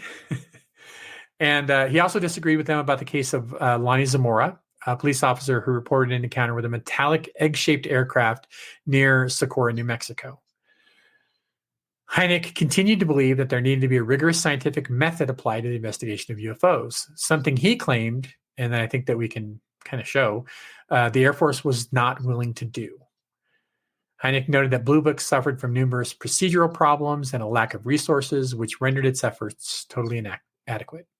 In 1972, he founded a Center for UFO Studies to advocate for scientific analysis of UFO cases. In 1977, at the first International UFO Congress in Chicago, he presented a speech called What I Really Believe About UFOs, which I found interesting. Quote, I do believe that the UFO phenomenon is, as a whole, is real. But I do not mean necessarily that it's just one thing. We must ask whether the diversity of observed UFOs all spring from the same basic source as do weather phenomena, which all originate in the atmosphere, or whether they differ as a rain shower differs from a meteor shower, which in turn differs from a cosmic ray shower. We must not ask simply which hypothesis can explain the most facts, but rather which hypothesis can explain the most puzzling facts. He created the close encounter scale to better catalog UFO reports. Have you guys ever heard of Close Encounters of the Third Kind? No. That was him. He was actually a consultant on that movie with Columbia Pictures and Steven Spielberg. He's in the film. At the end, when the aliens come down and people are like getting in the ship, spoilers, There's a guy who kind of walks out of the crowd. He walks out of the crowd and he's got glasses and a little goatee and he's got a pipe. That's him. Oh, nice. Okay. That's him. He's in the flick. In 1978, he presented a statement about UFOs to the United Nations General Assembly. And it was on behalf of himself, Jacques Vallée, and Claude Pohar. And because basically UFOs outside of America don't have the same stigma attached to them that they do here. So in other countries like France, the government, the military, and the scientific community work together to investigate stuff. And they wanted to initiate a centralized United Nations authority on UFOs. So that's what they were proposing. In 1986, he died. He died of a malignant brain tumor, ending an era wherein he was a very prominent face of advocating for real scientific method into the UFO phenomenon. I'm pretty sure the aliens did that. That's probably me. Now, what's interesting is the Air Force said when they closed Project Blue Book in 1969, that they also closed their investigations. It does not appear that that is true. They did make it impossible for anyone to talk about it. Do you mean they lied? It's possible. But they did make it impossible to talk about because they classified everything and they made it a crime to talk about stuff. And they presented this wall of silence, right? They intimidated people and they did the public relations campaign suggested all the way back in the 50s, right? If you talk about this stuff, you're a kook, you're crazy, you're fringe. Mm-hmm.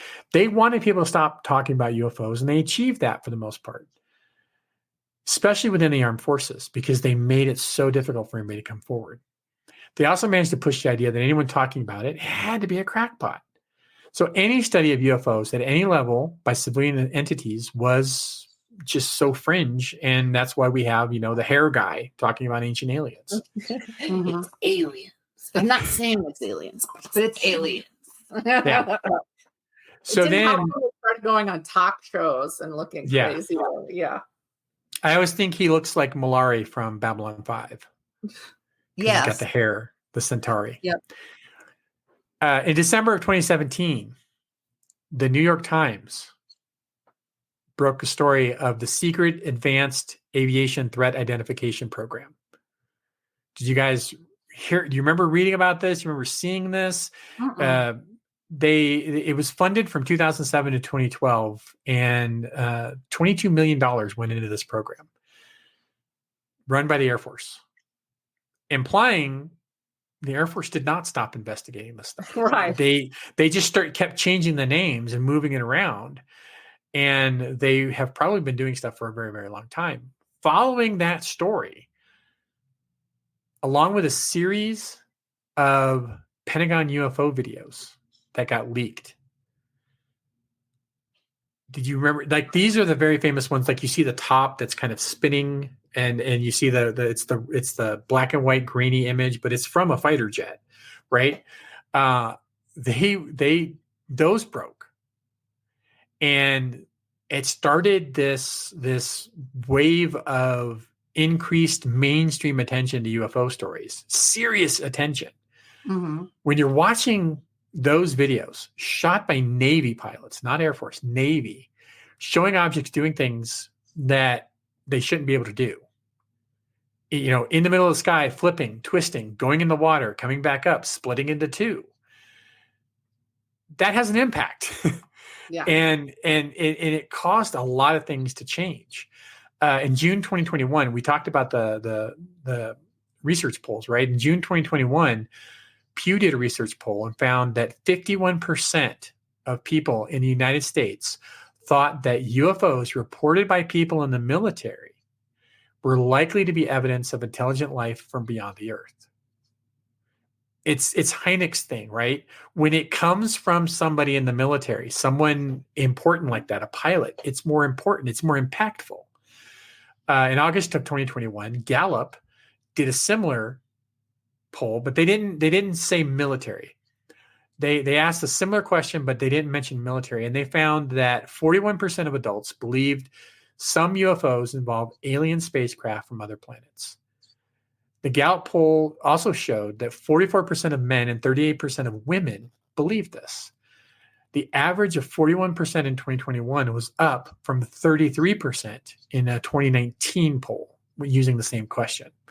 So all of this culminated in June of 2021 when senators requested a report from the armed forces on UAPs. They said, we want to know what you know. It was called the Preliminary Assessment Unidentified Aerial Phenomena Report. It was released on June 25th of 2021, came from the Office of the Director of National Intelligence. It said that for the purposes of this report, 144 incidents were reviewed. Only one was designated as unexplained. But 18 showed unusual UAP movement defined as starts and stops that we would never be able to do in one of our vehicles, hovering, incredible speeds. It also stated that UAPs are a real and physical phenomenon and that they are not technology deployed by the United States, Russia, or China. But the most telling part of that report, in my opinion, the Air Force refused to participate. Huh. They were nowhere in that report. They didn't touch it. They didn't comment on it. They said nothing. In May of 2022, based on that report, members of the United States House Intelligence Subcommittee on Counterterrorism, Counterintelligence, and Counterproliferation held congressional hearings with top military officials to discuss military reports of UAPs. This was the first time open hearings had been held in 50 years. I think Gerald Ford was the last one to call for opening. Senator Ford, yeah. The videos that had been released scared the crap out of them because they showed these UAPs recorded by naval pilots going between Mach 5 and Mach 20 times the speed of sound, coming really close to the naval ships, the planes and stuff, and then zooming away. And they felt that these objects were presenting a real and present danger to our military personnel and our pilots. So they wanted an open hearing. They wanted to talk about it. It was taken very seriously. I like that. The witnesses were the Undersecretary Defense for Intelligence and Security and the Deputy Director of Naval Intelligence. Both said almost absolutely nothing. Their testimony was underwhelming, to say the least. The members of the subcommittee were unhappy with their testimony. There was a couple of times they would ask questions about very famous UFO sightings and reports. Like there was Mamford Air Force Base. I think it's Air Force Base. There's the report that UFOs were sighted and all the nuclear weapons went offline.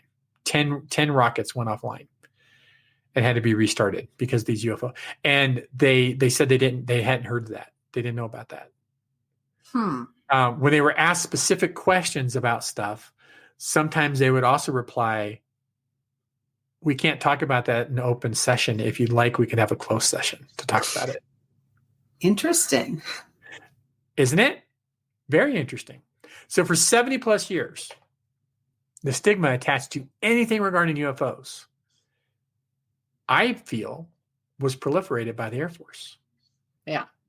Because of all our armed forces, the Air Force is primarily tasked with knowing what's going on in our airspace.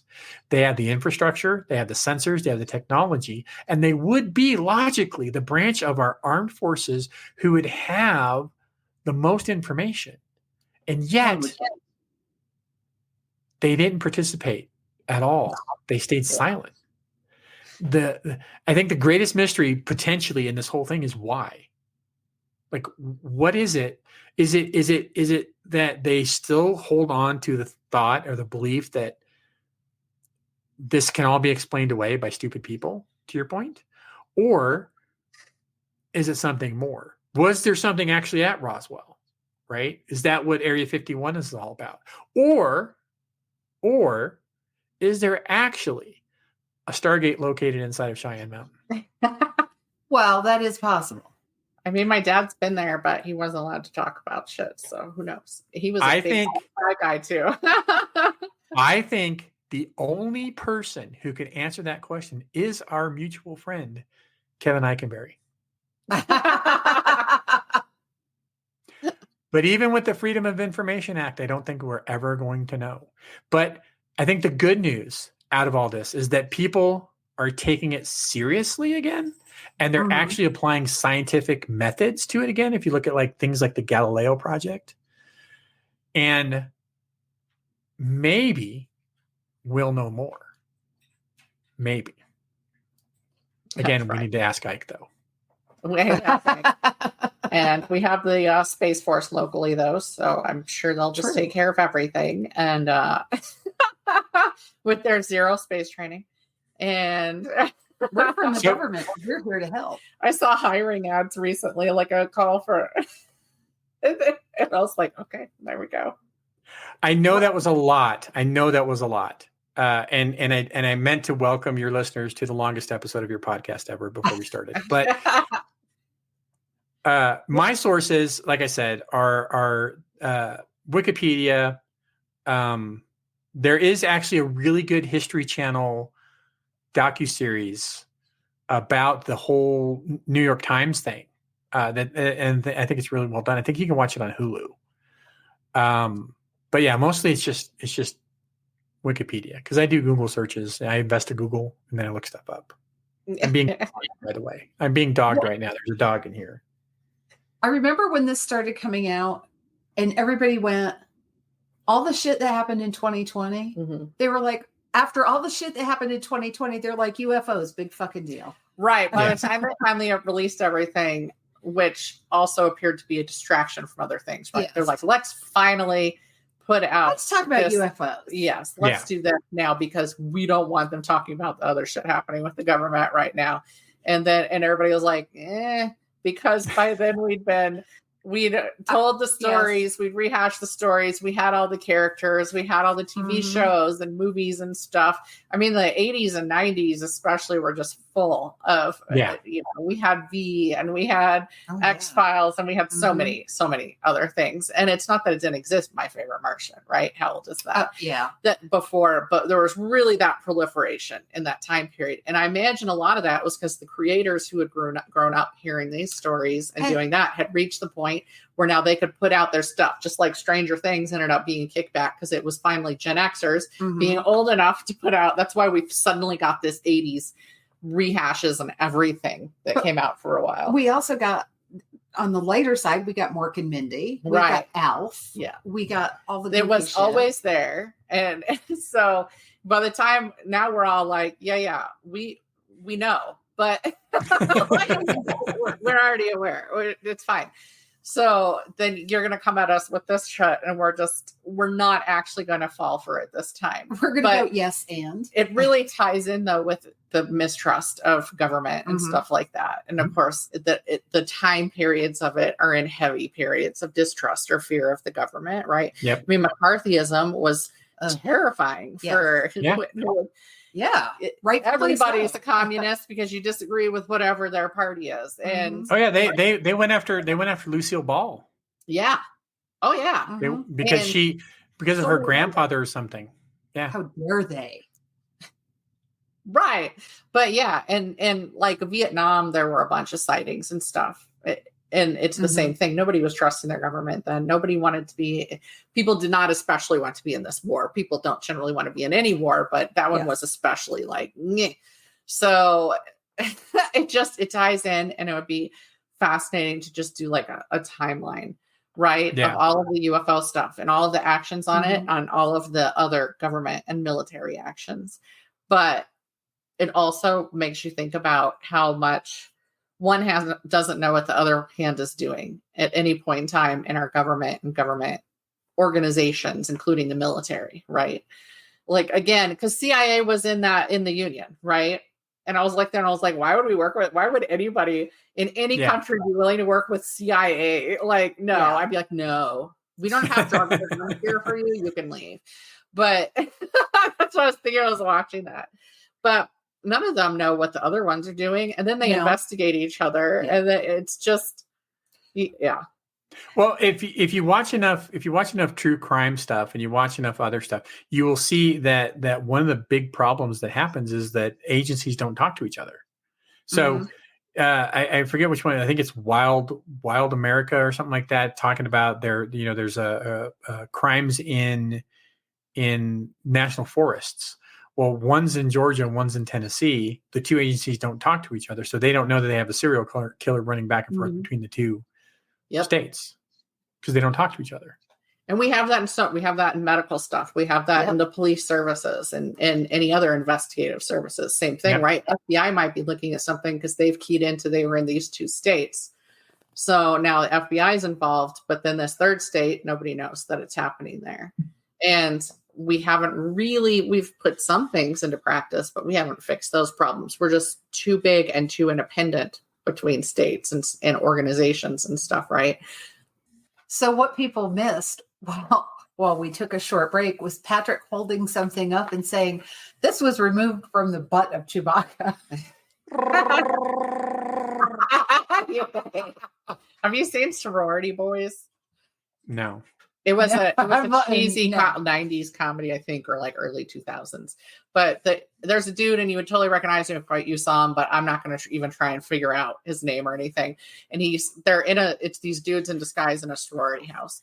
And he's cleaning out the drain in a sorority bathroom, if you can imagine what that would be like. And he does the Chewbacca noise, and I'm like, man, I wish I could make the Chewbacca noise. I love it. I can mimic a lot of things, but I cannot quite get the Chewbacca noise. I break the Chewbacca noise out all the time, even when I'm having dinner at Mexican restaurants. Yes, he does. Mexican restaurants. Yes. I can't remember, but it was very appropriate at the moment.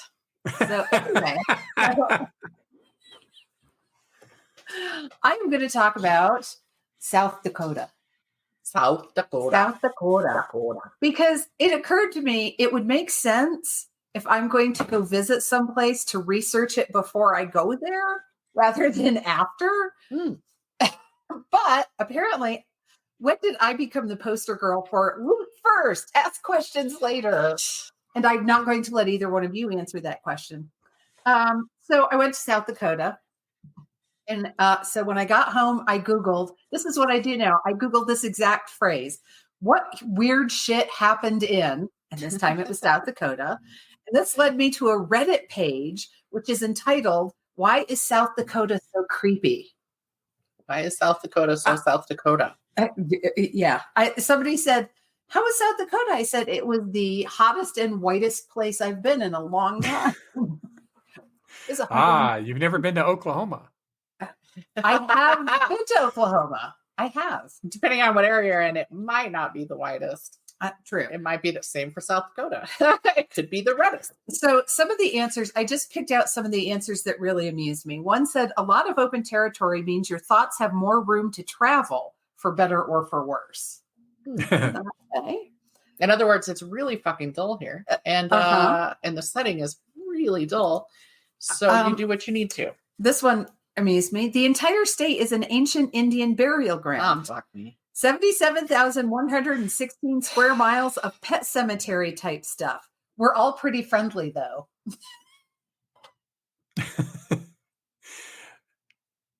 That reminds me of the amusement park that had all the deaths. The amusement park that had all the child deaths on it, and someone bought it in the 80s, and they're gonna bring it back because it had been closed for so long, and they start construction. And as soon as they start digging, they find bones. And they realize that this amusement park had been built on top of an Indian burial ground. The entire country is an Indian burial ground. Yes. I'm just saying. Also, the entire country is also a cracker burial ground. But the Poltergeist house is for sale. I saw on Facebook. I know. I posted it. It's like 1.74 million or something like that. And yet you look at the pictures and the kitchen has not been redone. Nothing has been redone in the house. It is so 80s. And so, but I was like, wow, that kitchen looks like exactly the same as it did in the movie. But their pool is amazing. Like you look inside the house and it looks like just any piece of shit house. And then you look at the back view they do with the pool and the little built-in hot tub and everything. And you're like, damn, they spent all the money on that pool after the bodies were removed. Mm-hmm. Well, you don't put that much money in before you remove the bodies. So MB was so kind to us when we were talking, and we've interrupted her 4 times now. Go ahead, MB. Yeah, that's true. I have it's little because there was a break. That's and true. it re-energizes you to like. Are you going to say we were on a break? We were on a break. Pivot. Okay, I've adopted that as my motto these days. Just pivot. You can pivot again. Yes. Pivot. Okay. Why is South Dakota so creepy? My favorite answer was meth. We're on it. Uh-huh. But then I thought one was kind of poetic. We live at sea. An ocean of land separates us. There's a darkness deep down, too. As Burroughs said, it was here before us, before the Lakota, too. It lives. Wow. And I thought deep. that was kind of spooky. Somebody should write that book. I would read it. They might have. We don't know. So there's lots of, that's very true. I have not done an exhaustive or even adequate search of the literature of South Dakota. That was probably the author right there. And he was like, yeah, Probably. they're going to hook me up and read my shit. Yeah, no, sorry. So of course, you got to look at who was born in South Dakota. What weird and interesting things started in South Dakota. I was like, nobody's going to know who these people are except for one of them. Bob Barker was born there. I don't know who that is. Come on down. Yeah. Tom Brokaw was born there. Well, that's 2 that we know. Okay, and January Jones. I've actually heard that name. Okay.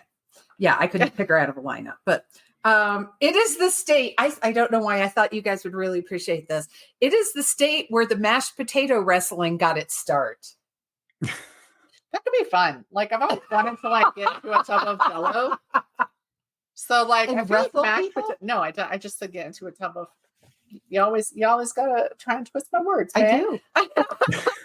But I don't. If I was getting paid, I would totally do it. So whatever. There's a lot of things I'm willing to do. Like if I needed to make money, like that's just coming from being poor. But anyway, I feel like a tub of mashed potatoes would also be interesting. I think it would be interesting if the mashed potatoes were warm, but if they were cold, it would be really gross. It would be really starchy. It'd be I don't like it. stiff, but not in a fun So way. it'll heated tub. Yeah. So if you're gonna wrestle with them, then you should be in like a hot tub of mashed potatoes. Yeah. It warms it through, and you guys are mixing it, so you keep it warm. I think this is what the Macho Man Randy Savage did after he retired from the WWE, and he still had that Slim Jim contract. So he would go and he would wrestle in the mashed potatoes with the Slim Jims. It's like snap into a Slim Jim. Yeah. Snap it to a Slim Jim. Oh my God. We can't help being diverted when you talk about mashed potato. I know this is all, and I knew this was going to happen. This is all a bunch of random weird shit from South Dakota. It kind of comes together at some point, but then it dissolves away again. Like mashed potatoes. Like my brain. So also the world's fastest recorded temperature change took place in Spearfish, South Dakota in 1943. The temperature went from -4 degrees to 45 degrees in less than 2 minutes. Oh, that's bullshit.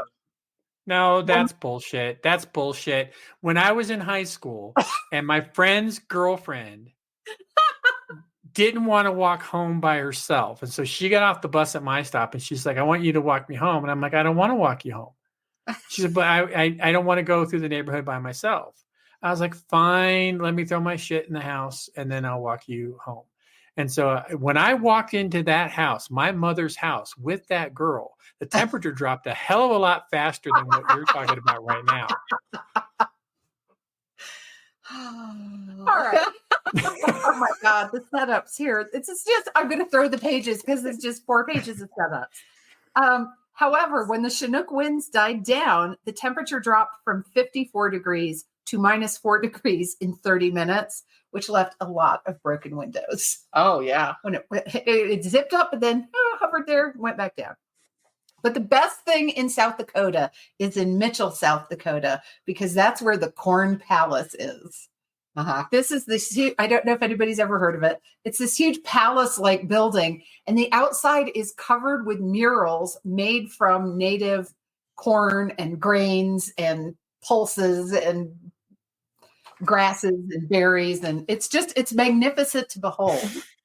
And once upon a time, I was making a road trip with my friend Ellen from Colorado Springs to Virginia Beach, Virginia. And to the two of us, it made sense that we needed to go through Mitchell, South Dakota to see the corn palace. I mean, why not? Well, I heard it was corny. I'm sorry. Please try again. So, since Patrick is the one who got me started watching Unsolved Mysteries, I thought I should mention that South Dakota has only been mentioned 4 times on Unsolved Mysteries. Once was just for, where is it? It was the haunting of the Bullock Hotel in Deadwood. And I'm like, I just don't like hauntings, especially hotels, because it almost always is explainable by teenage kids. Scooby-Doo had it wrong. It was actually them the whole time. It was. Raggy. There was a disappearance in Lake Andes in 1992 that appeared on the show in 1995. It was this guy and his girlfriend, Arnold Archambault. Archambault, go ahead. Right. And his girlfriend, Ruby Brugiere, and one of their cousins, Tracy Dion, went out partying one night. They drove the car into a frozen lake, but only the cousin was discovered. The cousin's body was found. She was dead. And it was over a year later that the bodies of the other two, the couple, were found in a drainage ditch, not particularly near the lake, but the bodies were in different stages of decomposition. And that case it remains open. It's never been solved. Fun. Then there was Joseph Michael Swain. Hold on. If you know anything about that case, please go to unsolved.com. And put the information. And put your do it anonymously. Yes. So then there was Joseph Michael Swango, the doctor of death. He's suspected of more than 60, that's 60, patient poisonings, and apparently began his career in South Dakota. But happily, he's currently serving life in prison after fleeing to Zimbabwe, of all places. And the last one was, this woman named Tina Marcotte vanished from Rapid City in June of 94. Evidence led the police fairly quickly to Tom Cuter, who was questioned by police 3 days after she disappeared. So I think she disappeared on a Friday. Monday, they're at his place of work questioning him. Tuesday, the very next day, he was found under a forklift with his head crushed. Ooh. His head it would be weird if it wasn't. Well, it was under a pile of whatever had been on the forklift. And he was supposed to be an expert forklift driver. So they don't believe it was suicide, because how do you set that to fall and then run and force yourself to hold still anyway? But in an interesting twist, Tina's body was not discovered until October of 1995, while the episode of Unsolved Mysteries was filming. Oh, fun. So that all tied together. Also, now there's something we have not talked about on here for quite a while. Cryptids. Why not? So South Dakota. What? Mothman. The Mothman. We've talked about him. I have been to West Virginia and have not seen the Mothman statue, but I was promised that next time I go, I get to see the statue. Okay. In case Frida's listening, she's one of our supporters. What about that lady in Texas who has a stuffed chupacabra? I don't know her. A raccoon with me. Can you make an introduction there? Can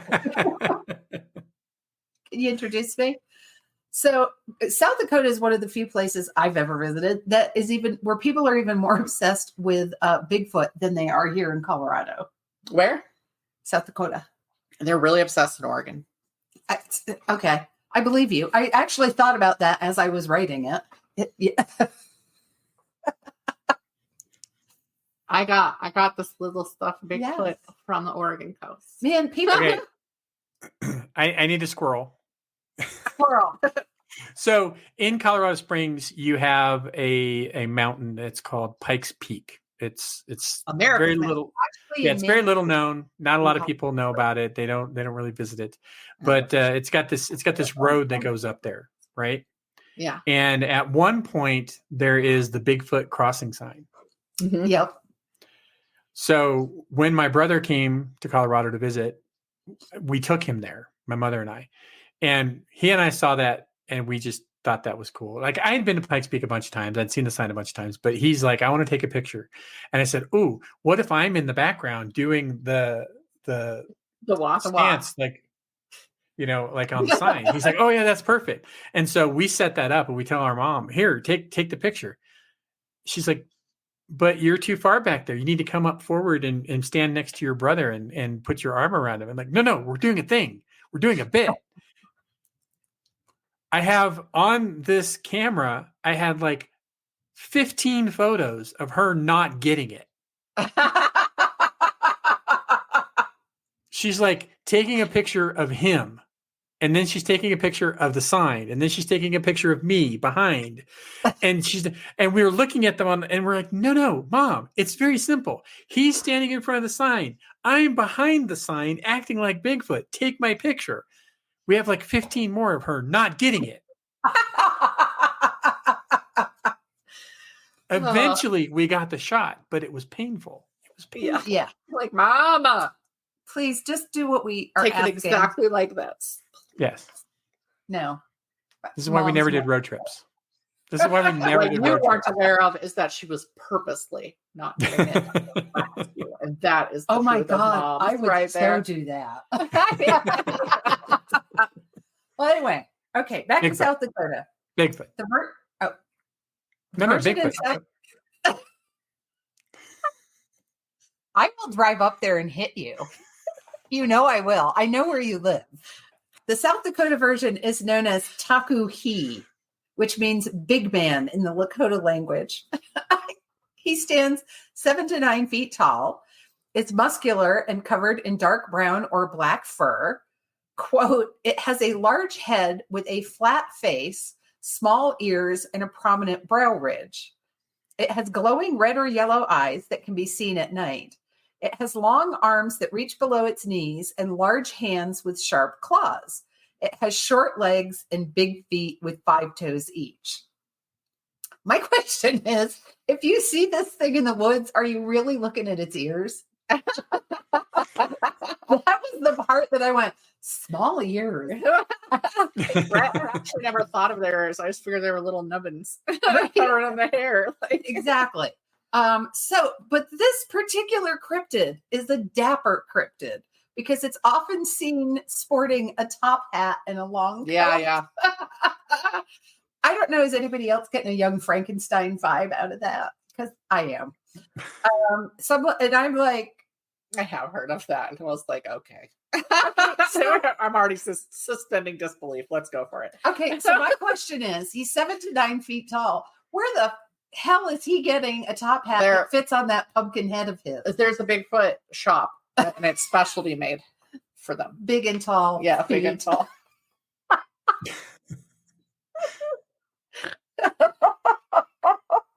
Okay. So some legends have it that he's a guardian spirit of the land protecting it. Others say he's a malevolent creature with a taste for human flesh. And I would like to point out that this creature is always referred to as male. So either there's just one that's been around a very long time, or the females are hiding somewhere. I have heard, not obviously their specific South Dakota one, but I have heard of female big feet. I have heard that, but it just cracks me up because they're always referred to as he. Yeah. I saw an entire. They just look human and they just mix in. That's it. I saw. I must say it was in the 90s. It was a documentary, I think, on a Bigfoot family. It was called Harry and the Hendersons. I love that movie. I saw that. I think I've seen it twice. When he gets all mad and plumps down and it just destroys the entire couch or whatever.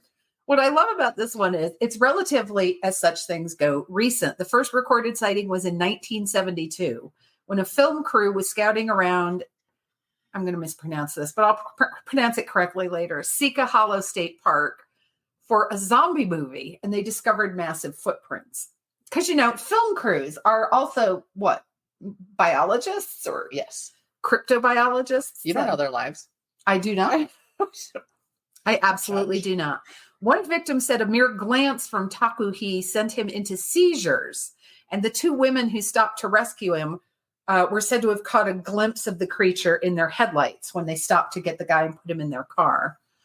For some reason, sightings dropped off after September of 1977, but have continued sporadically since then.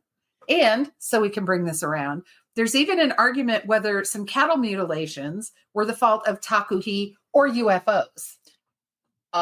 Everything relates back. I would like to believe that Takuhi and other Bigfoot are nature spirits, and therefore they're not hurting. Okay. Nature. But I still can't. I could not find anywhere any explanation of why the frig he would wear a top hat and a coat. Maybe he has tickets to the opera. Fashion is important, and don't judge what matters to him. I just would like to know why he is the only one it matters to. Something about South Dakota. That's possible. So then we get the story of the Minawashitu. Mm-hmm. I apologize to anybody who knows how to really pronounce that word. It's a saw-backed river monster that lives in the Missouri River. And again, one glimpse of this creature is said to drive the viewer to madness. It's described as a, quote, rarely seen, red-haired, buffalo-like beast with a single eye and a horn protruding from its forehead. Perhaps most unsettling is the jagged saw-like spine that runs along its back, giving the creature a truly nightmarish appearance. It is also supposed to have elk-like hooves and human hands. So now I've gone into Pan, the goat, half goat, half man. I'm like, are they related? Maybe. Right? That makes sense to me. I don't know why. And I love the story of this cryptid, except for one thing. It's shaped like a buffalo and lives in the water. That's the piece that doesn't make sense to me. It's a water buffalo.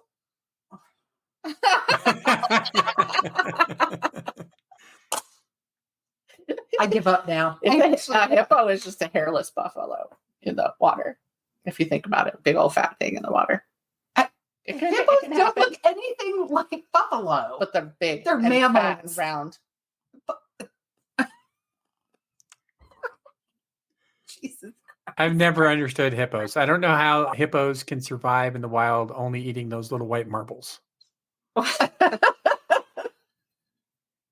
They're protein pellets. Hungry hippos.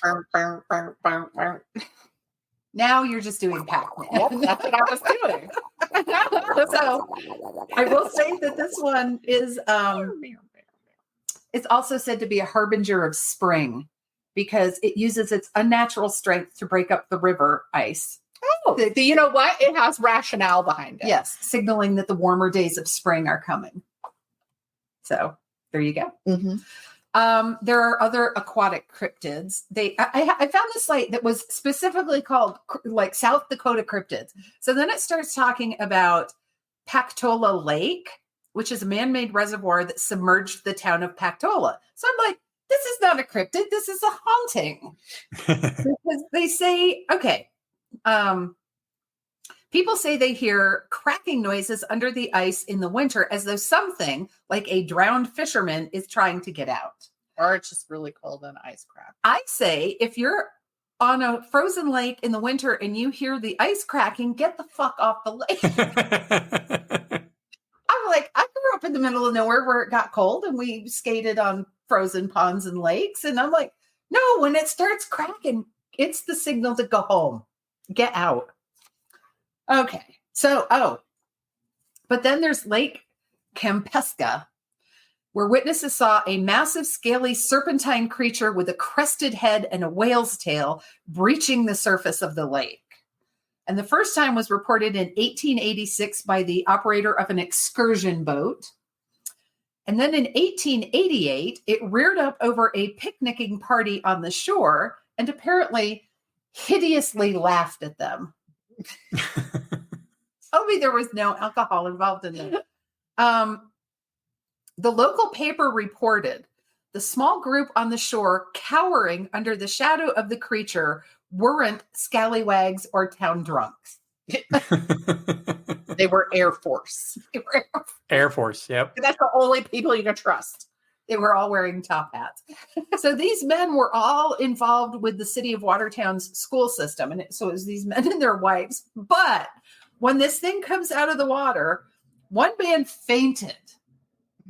One fell to his knees and began reciting. Anyone? The Lord's Prayer. Okay, you would think it was the Lord's Prayer. The camera on? He started reciting multiplication tables. That doesn't add up. But I'm like, tell me they weren't drinking. And the remainder of the group began to sing a hymn. Yeah. Because nothing sparks the spontaneous hymn singing. Take me home. Yeah. Maybe something about the River Jordan. Could be. I don't know, between the three of us, if we could probably name more than 3 hymns that are not Christmas carols. I've been to a lot of churches and I would still say I cannot. So anyway, no sightings have been reported since the 1800s, and Wikipedia boldly suggests it was just an overlarge lake sturgeon. I love it. It's always a sturgeon.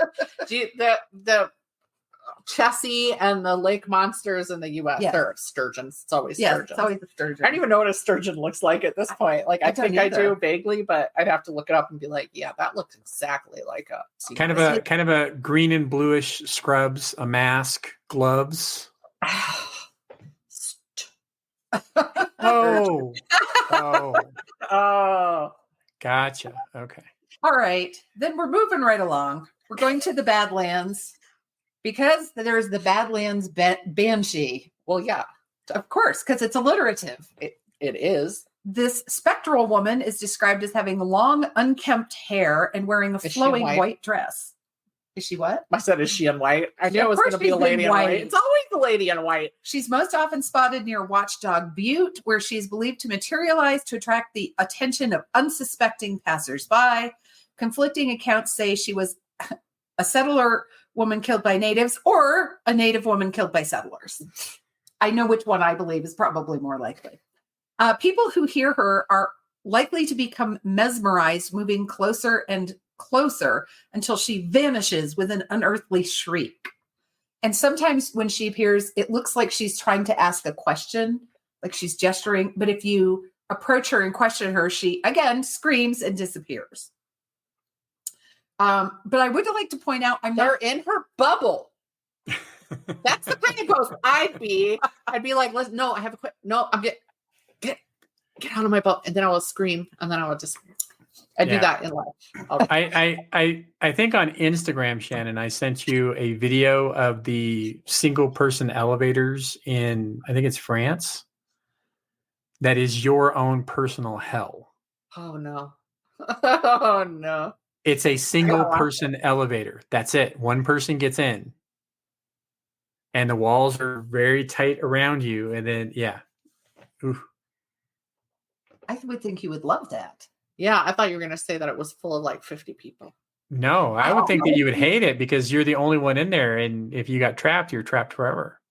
Oh, that's true. I wouldn't like that part. But I'm not claustrophobic in elevators. I don't do them because I have vertigo.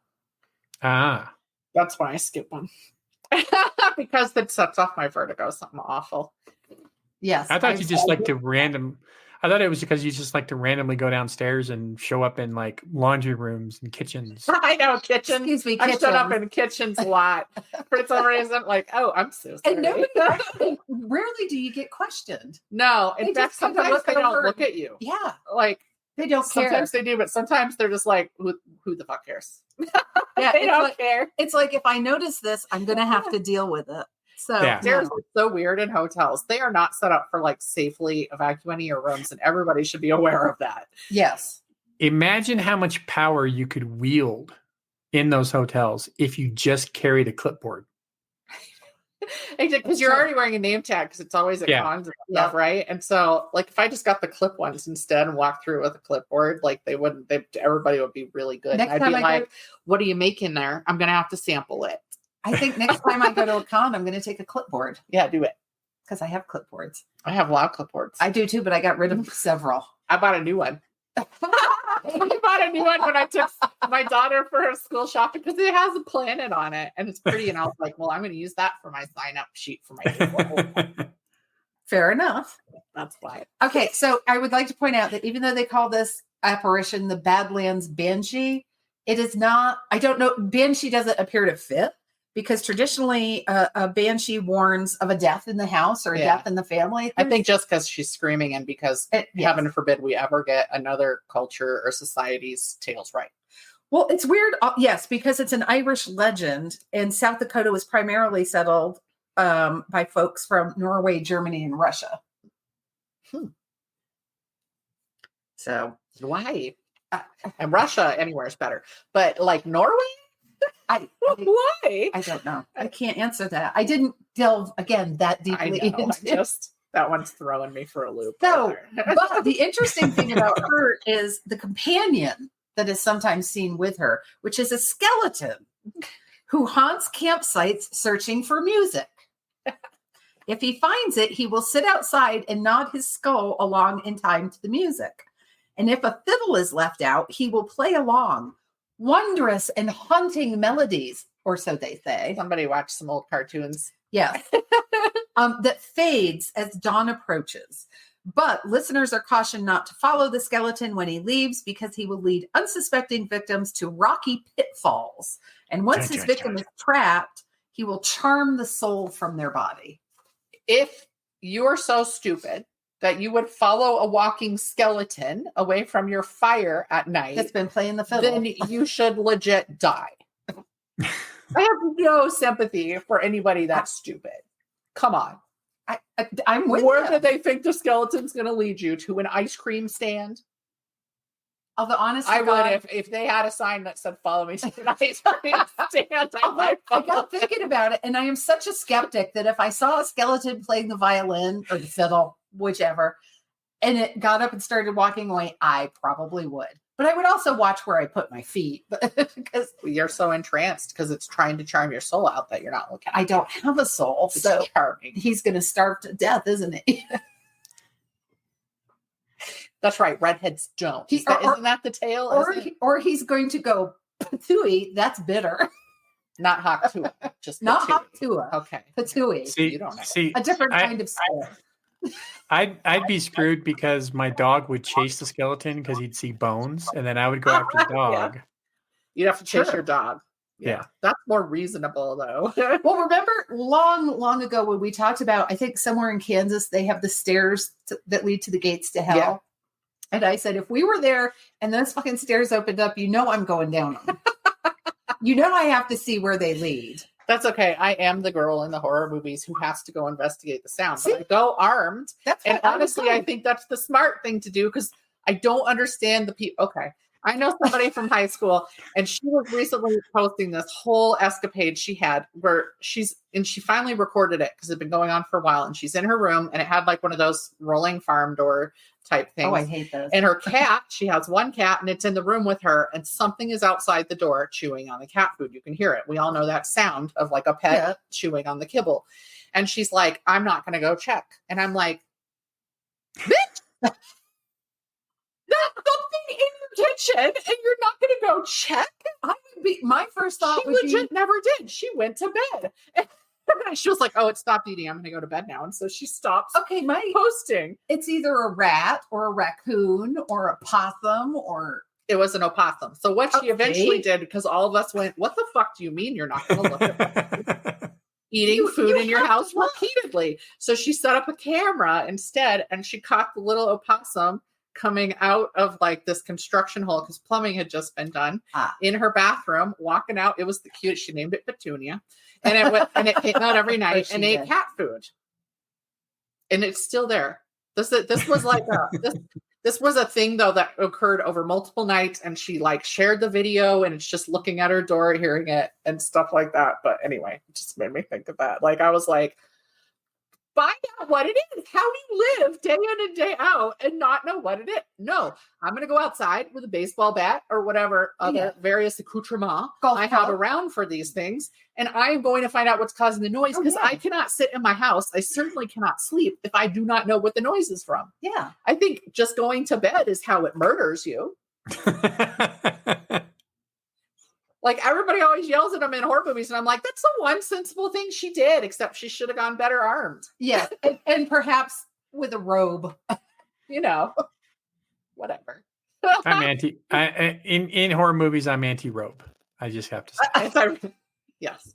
But they always have the lovely matching bra and panty set, so I'm safe. Yeah, that was a meme recently. I've noticed that they always have matching. Actually, it was a serial killer meme that I saw. Oh, they always go after the girl with the matching bra and panties, and I'm like, right? I'm like, who has time to do that? Who has time to match that shit in the morning? Or imagine how many bras you would have to match all of your underwear. Okay, I'm just gonna say though, for funsies, for a while I had this male. At once a month, I would get a cute little matching set. Okay. Yeah. And it was cute. And that would be a lot of months to like go for every day. Like, right? I also had a once a month pajama thing for a little while. Super fun. Okay. Alternate theory. What if the reason in the horror movies they always have matching bra and panties is because they were going out that night and expecting to get some? Right. That would be why they would have that on. That would be why they happen to have that on. But if you don't put on a robe, you could possibly distract the person. One would think. But with a robe, you could too. Now, the other question that I have for the two of you, is, as investigative journalists in the mystery, mayhem, and monsters genre, have you ever discovered why there are no serial killers with only two names? Actually, the serial killers often just have two names, but it's shooters that often have three names. That's more frequent to be that kind of killer that they say all three names, and it's like I just want like a true crime thing where they interview people and they're like, nobody in his life ever called him all three of his names except his mama who was I think it's just because when it hits the papers and reporters start talking about it, because I've noticed this in a lot of crime reporting, they always give the person's middle name, so they're not going, well, because if his name is like Daniel Smith or something like that, then everybody's going to be, there are going to be a lot of people eyeballing somebody. Every Daniel Smith ever. But if you call him Daniel Gazitzabar Smith, then you're only going to be looking at the one. Thank you. Suddenly at the bar, someone turns and say, "Is that you?" Yeah. Oh shit, no. Like I have a cousin legitimately named Joseph Smith. I'm like, you've done everything. Was that my cousin? You hear a news story? Is that my cousin? Nope. Is he a prophet? I know, it's very unfortunate, that name. He's not even Mormon. What's sad is when you're watching the news and they say the name of the perpetrator and you go, wait, what?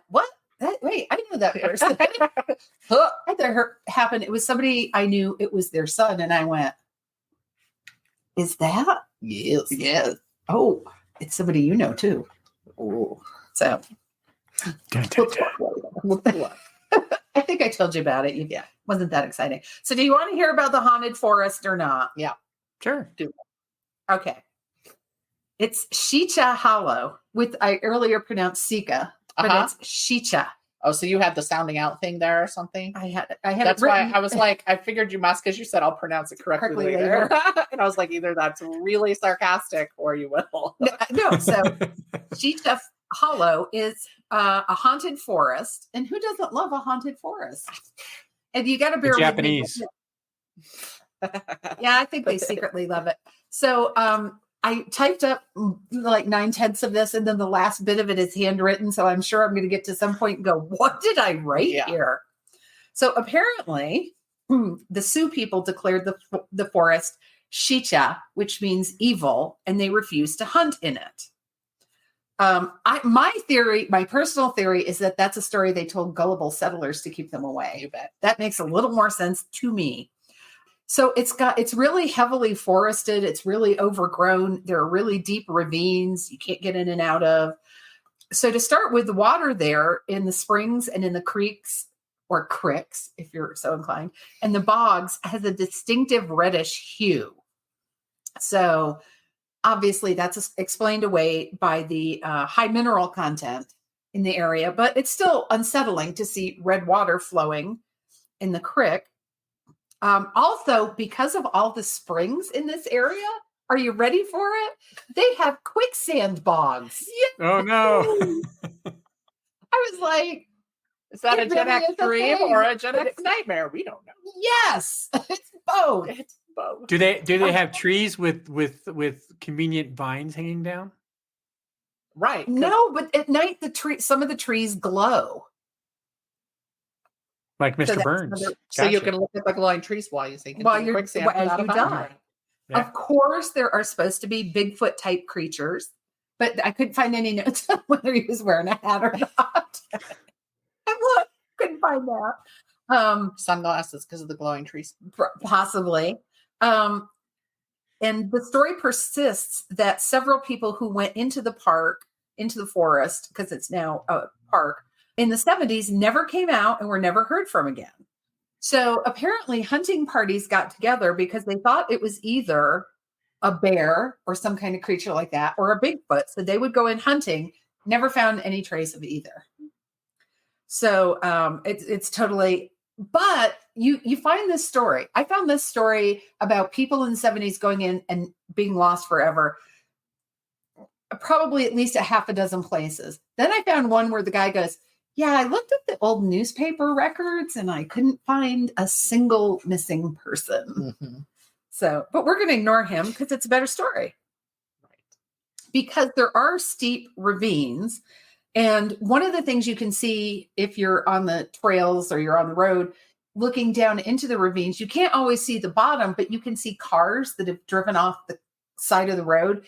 And the ravines are so steep, there's no way to retrieve them. Yeah, there was a place like that in a story I covered. It was Nevada or something like that. Yeah, I don't remember. But California. No, it was somewhere in the West, though. Yes. That it was so steep. They're like, and this person did go down. There was a car discovered down there ultimately years later or whatever. But there's so many down there because they couldn't do anything about it. Yep. And they even have a dead man's curve. Yeah. I'm like, why didn't you put up a fucking guardrail instead of giving it a snappy And they just take the guardrail with them. Yes.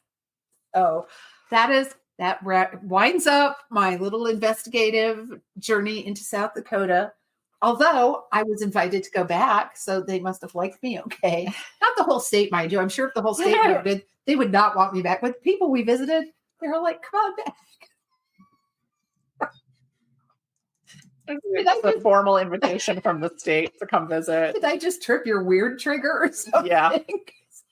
Look on your face, it's precious.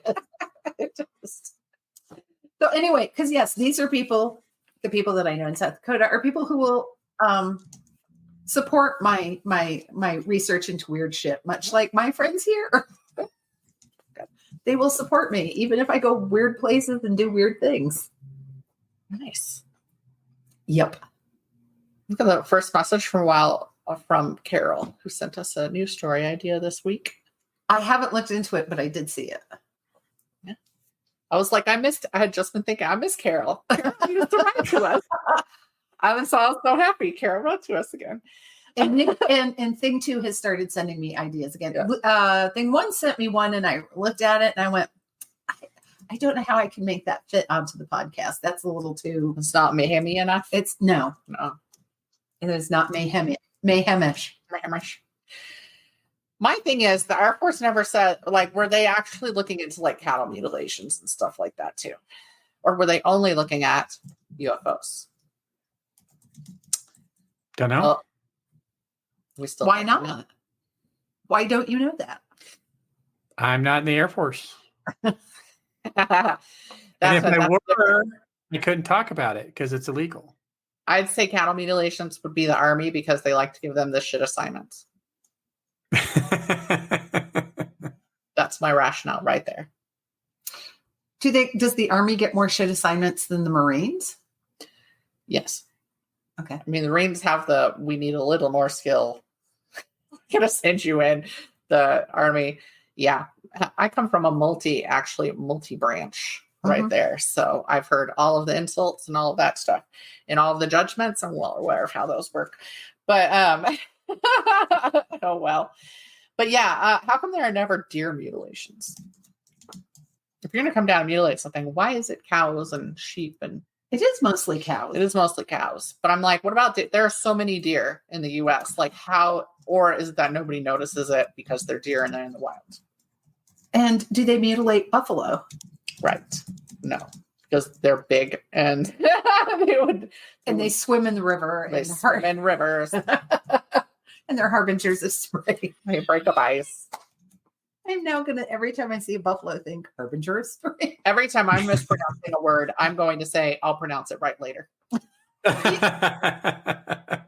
going to mispronounce, because in my head, I pronounced it the one way. And it was like at the end, I found the pronunciation. I was like, I've already printed it. I can't do it. I can't. I know. Yeah. All right. See, wow. When I never pronounce anything correctly, I make Tracy do it. So there you go. Smart. I'll tell you, we just both do whatever. I usually try and go listen to find like a YouTube thing on it where they're from the same country. If I get, like if it's Irish, I'm going to go find some Irish person with a podcast, but sometimes you can't find it. I recently got called out by a citizen of a certain city in Scotland for mispronouncing the name of the certain city in Scotland. Edinburgh? No. No, Starts with a G. Glasgow. Glasgow? How did you say both it? mispronounced it. Oh. Glasgow. Glasgow. How is it pronounced? I don't remember. But not the way I was pronouncing it. You don't remember, but you're certain we're fucking it up. If you're from there, it sounds it sounds like you're saying it the way I would say it. So yes. I take it. What were you talking about? Worldcon. Wait. Yeah. Yes. Worldcon was there? Yeah. Worldcon was in. Yeah. Worldcon was there. Worldcon was just there. Okay. And this was a citizen of that city who is also part of Worldcon. And I just basically I used the general excuse that works 100% of the time. I'm American. We're just assholes. We don't pronounce things correctly. We don't even pronounce it in our own country correctly. Nope. You're welcome. No, StokerCon was just there too. So nice. Yeah. Like last I heard that was a horror. Oh, it actually was. I heard everybody has COVID who went. Yeah. And oh wow, his name just went right out of my head. And I know his name. The guy who wrote all the dragons. But oh my God. George R. R. Martin. George R. R. Martin didn't have any panels because apparently something got messed up. And he was indignant. No, I know all the things. Yes. Believe me, it's StokerCon. I heard all the shit about it. But I understand why they made the decision that they did, but I also think they were cutting off their nose to spite their face. Yes. But the excuse that was given was something about, well, he didn't fill it out right, or he didn't fill it out at all. He didn't fill out the form at all. So as people who have been part of programming at conventions before in conferences, if someone doesn't bother to fill out the form, do you still invite them?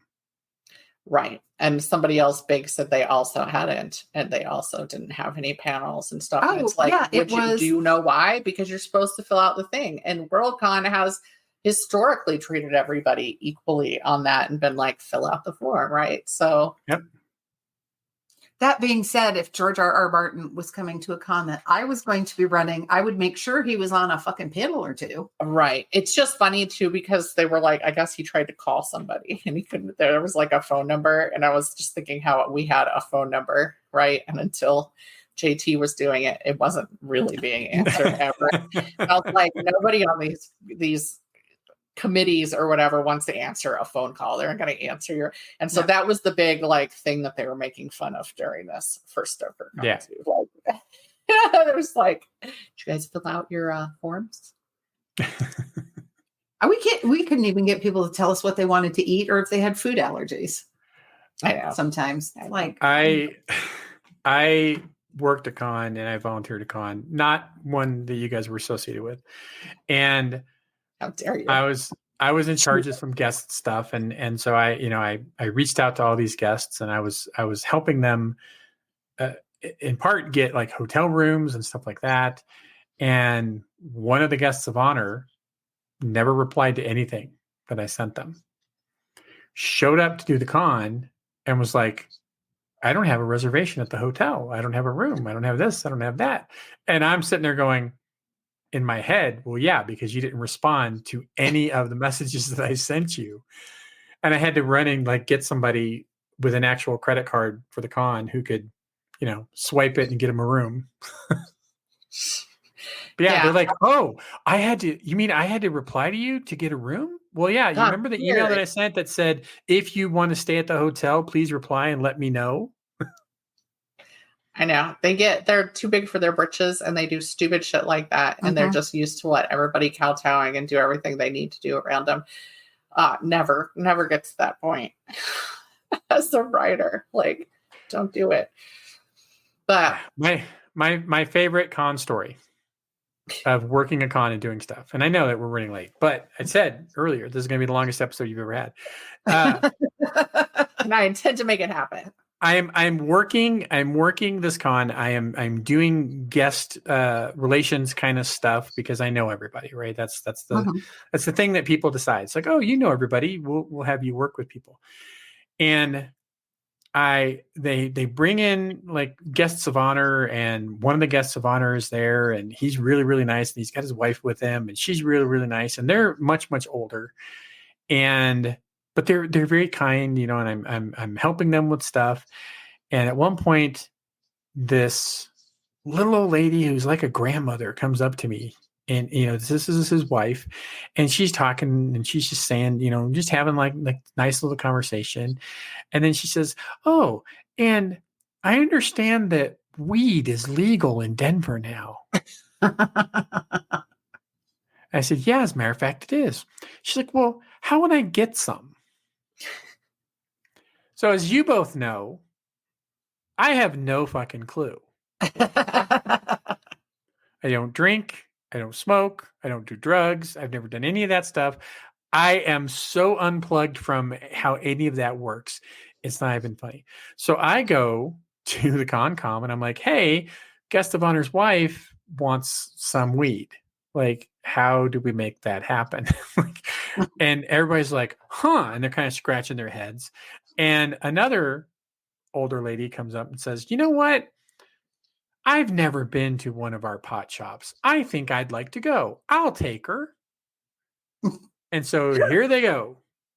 Two of them off together to get some pot. Lucy and I was like, how'd that go? And they said, we got some good shit. It went well. Yeah. Nice.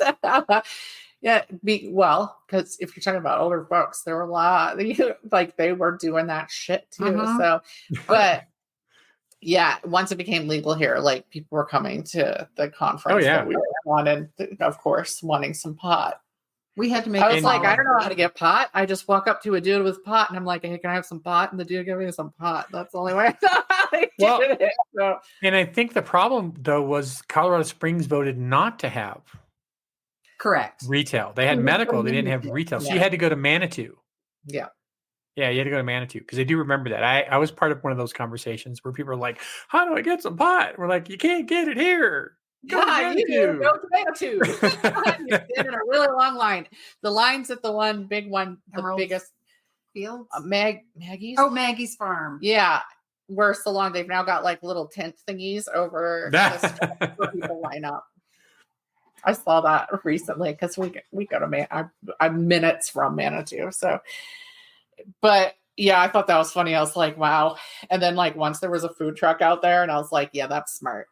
Oh, that's here now in Aurora. So there's like just up the street, not too far at an intersection, there are 3 pot dispensaries, 3 of them, and 4 food trucks. Why not? I used to sell because Jeffrey made cake pops and he did them better than the ones that you can get at Starbucks or whatever, because it wasn't just shaped cake. It was like cake with the frosting in it formed and then covered with like chocolate. And I was like, we need to go outside the dispensaries and just put up little stands. We could totally get hooked up there. I was gonna say, and MB, you should get a supplier for some Palisade peaches, and then you could sell the peaches. I know you like the Palisade peaches. I do, but I have no desire to peddle them to other people. Why not? You can make a fortune. Because that would involve being nice to other people. But speaking of cake pops, I just saw a thing. Have you seen it? I don't know why right now it's been on Reels and TikTok. You do that with a pumpkin pie. You crumble it all up together. I saw that one. Yeah. Except they don't make nice round balls. They just kind of grab a handful of it and freeze it. And I'm like, that is aesthetically wrong. It's very displeasing to my eye. But if you compacted it down a little and made a ball out of it and then dipped it in chocolate, it would be fine. Yeah, I saw those. I'm not a big pumpkin pie person, but I went to the comments because I love the comments on videos. And now I just like obsessively go to the comments to see the crazy. Well, it's just a bunch of people going, because it was like, if you have leftover pumpkin pie, and everybody was like, leftover. Yes. What is this leftover pumpkin pie you speak of? They're like, if you have leftover pumpkin pie, you eat it. They were like, if you're in the South, you don't have any leftover pumpkin pie or sweet potato. They're like, we don't have leftovers in the South, is what somebody said. They said, unless we didn't want it and we put it on a plate in the back of the fridge because we didn't want it. I saw the video where the lady goes, she goes, you ever wonder what to do with your leftover cake? And then it cuts to a guy going, leftover cake. Yeah. It's like, do you ever wonder what you could do with your leftover wine? Right. Yes, I drink it.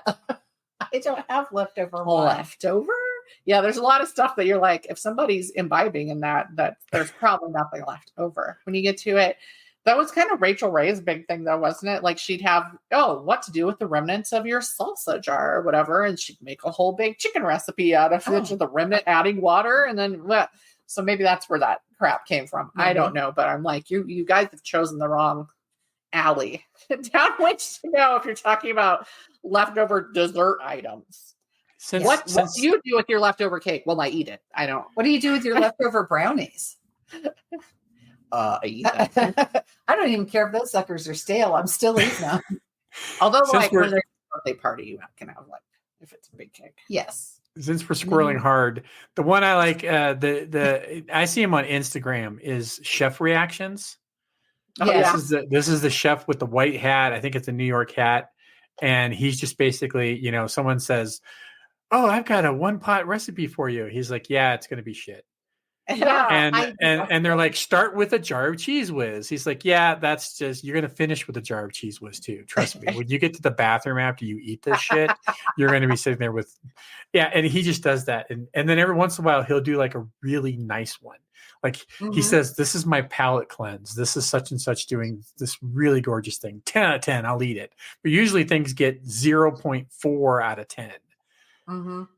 I haven't watched him, but Gordon Ramsay has done some of those. And for a while, he was reacting to videos on cooking in dorm rooms, like the creative stuff people were coming up with to do these elaborate meals in a dorm room with just the stuff they had. And he was usually actually impressed. He was like, wow, like you just made a risotto and, in a hot pot.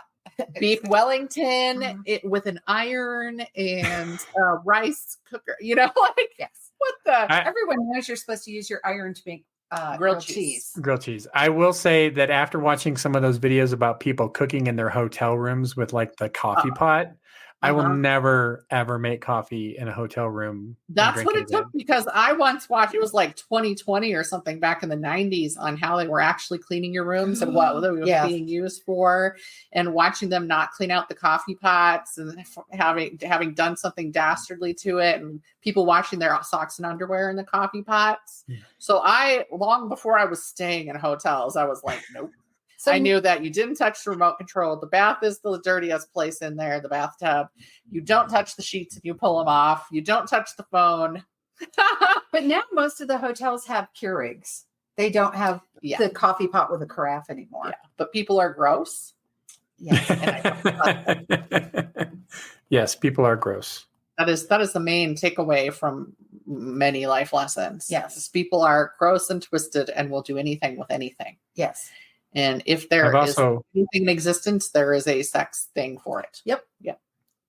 I've also heard that people are strange when you're a stranger.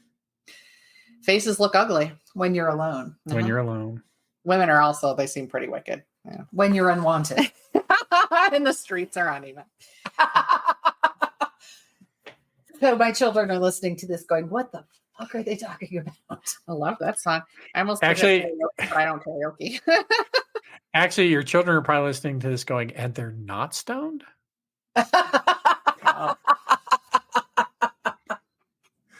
Just on a collagen protein drink and water. That's what's happened up in here. Yep. All right, we're going to wrap up. We're going to stop squirreling. We're going to try. And we're going to say thank you so much for coming on, Patrick. Thank you. Pimp your book, even though you've done it before. I know. No, because you can't buy it anymore. You can't? It's can you still buy Cahill? You can buy Cahill, and you can buy those kinds of things on Amazon. Okay, put that out. So Cahill's Homecoming, it's the Sons of Katie Elder meet Space Western. You have Cahill's Unfinished Business, which is another space western. And it's about this guy, Cord Cahill, and he's a space cowboy, and he does cool shit, and people like him. Yeah, that stuff's out there. Conversations with My Cat is still out there. Functional Nerds is obviously the podcast. Go to functionalnerds.com. And we tend to talk to nerdy people about nerdy things, usually authors.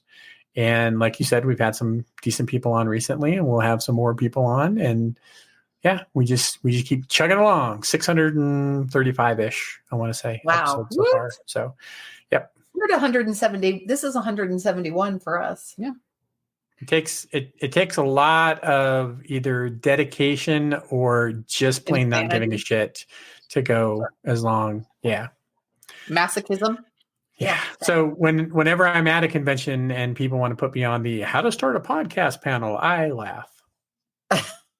Whenever I'm on one, because I am on them now all the time, right? And I am always like, let me tell you what my friend Patrick said when we were starting ours. And that was, don't do it.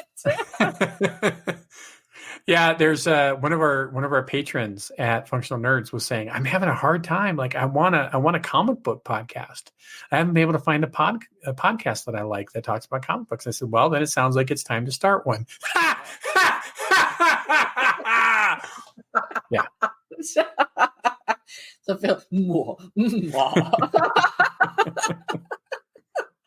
or the snively laugh. And then that's the end of your weekends for the rest of your life. Say goodbye to free time. Yep. Tracy likes to say, start a podcast, never write a book again. Yeah. Facts. All right. On that note. On that happy note. Thanks, Patrick, for coming on, and thanks everybody for listening. And this is officially the longest episode that we've done. And this is our September. So we will talk to you all again in October. That's right. Bye. Bye. Thank you for listening to Mysteries, Monsters, and Mayhem. Find us on Facebook and Instagram or at our website, mysteriesmonstersmayhem.com. Please like, rate, and review, follow, and share wherever your favorite podcasts are downloaded. Thank you for listening and supporting our podcast. We'll be back next week with more shenanigans.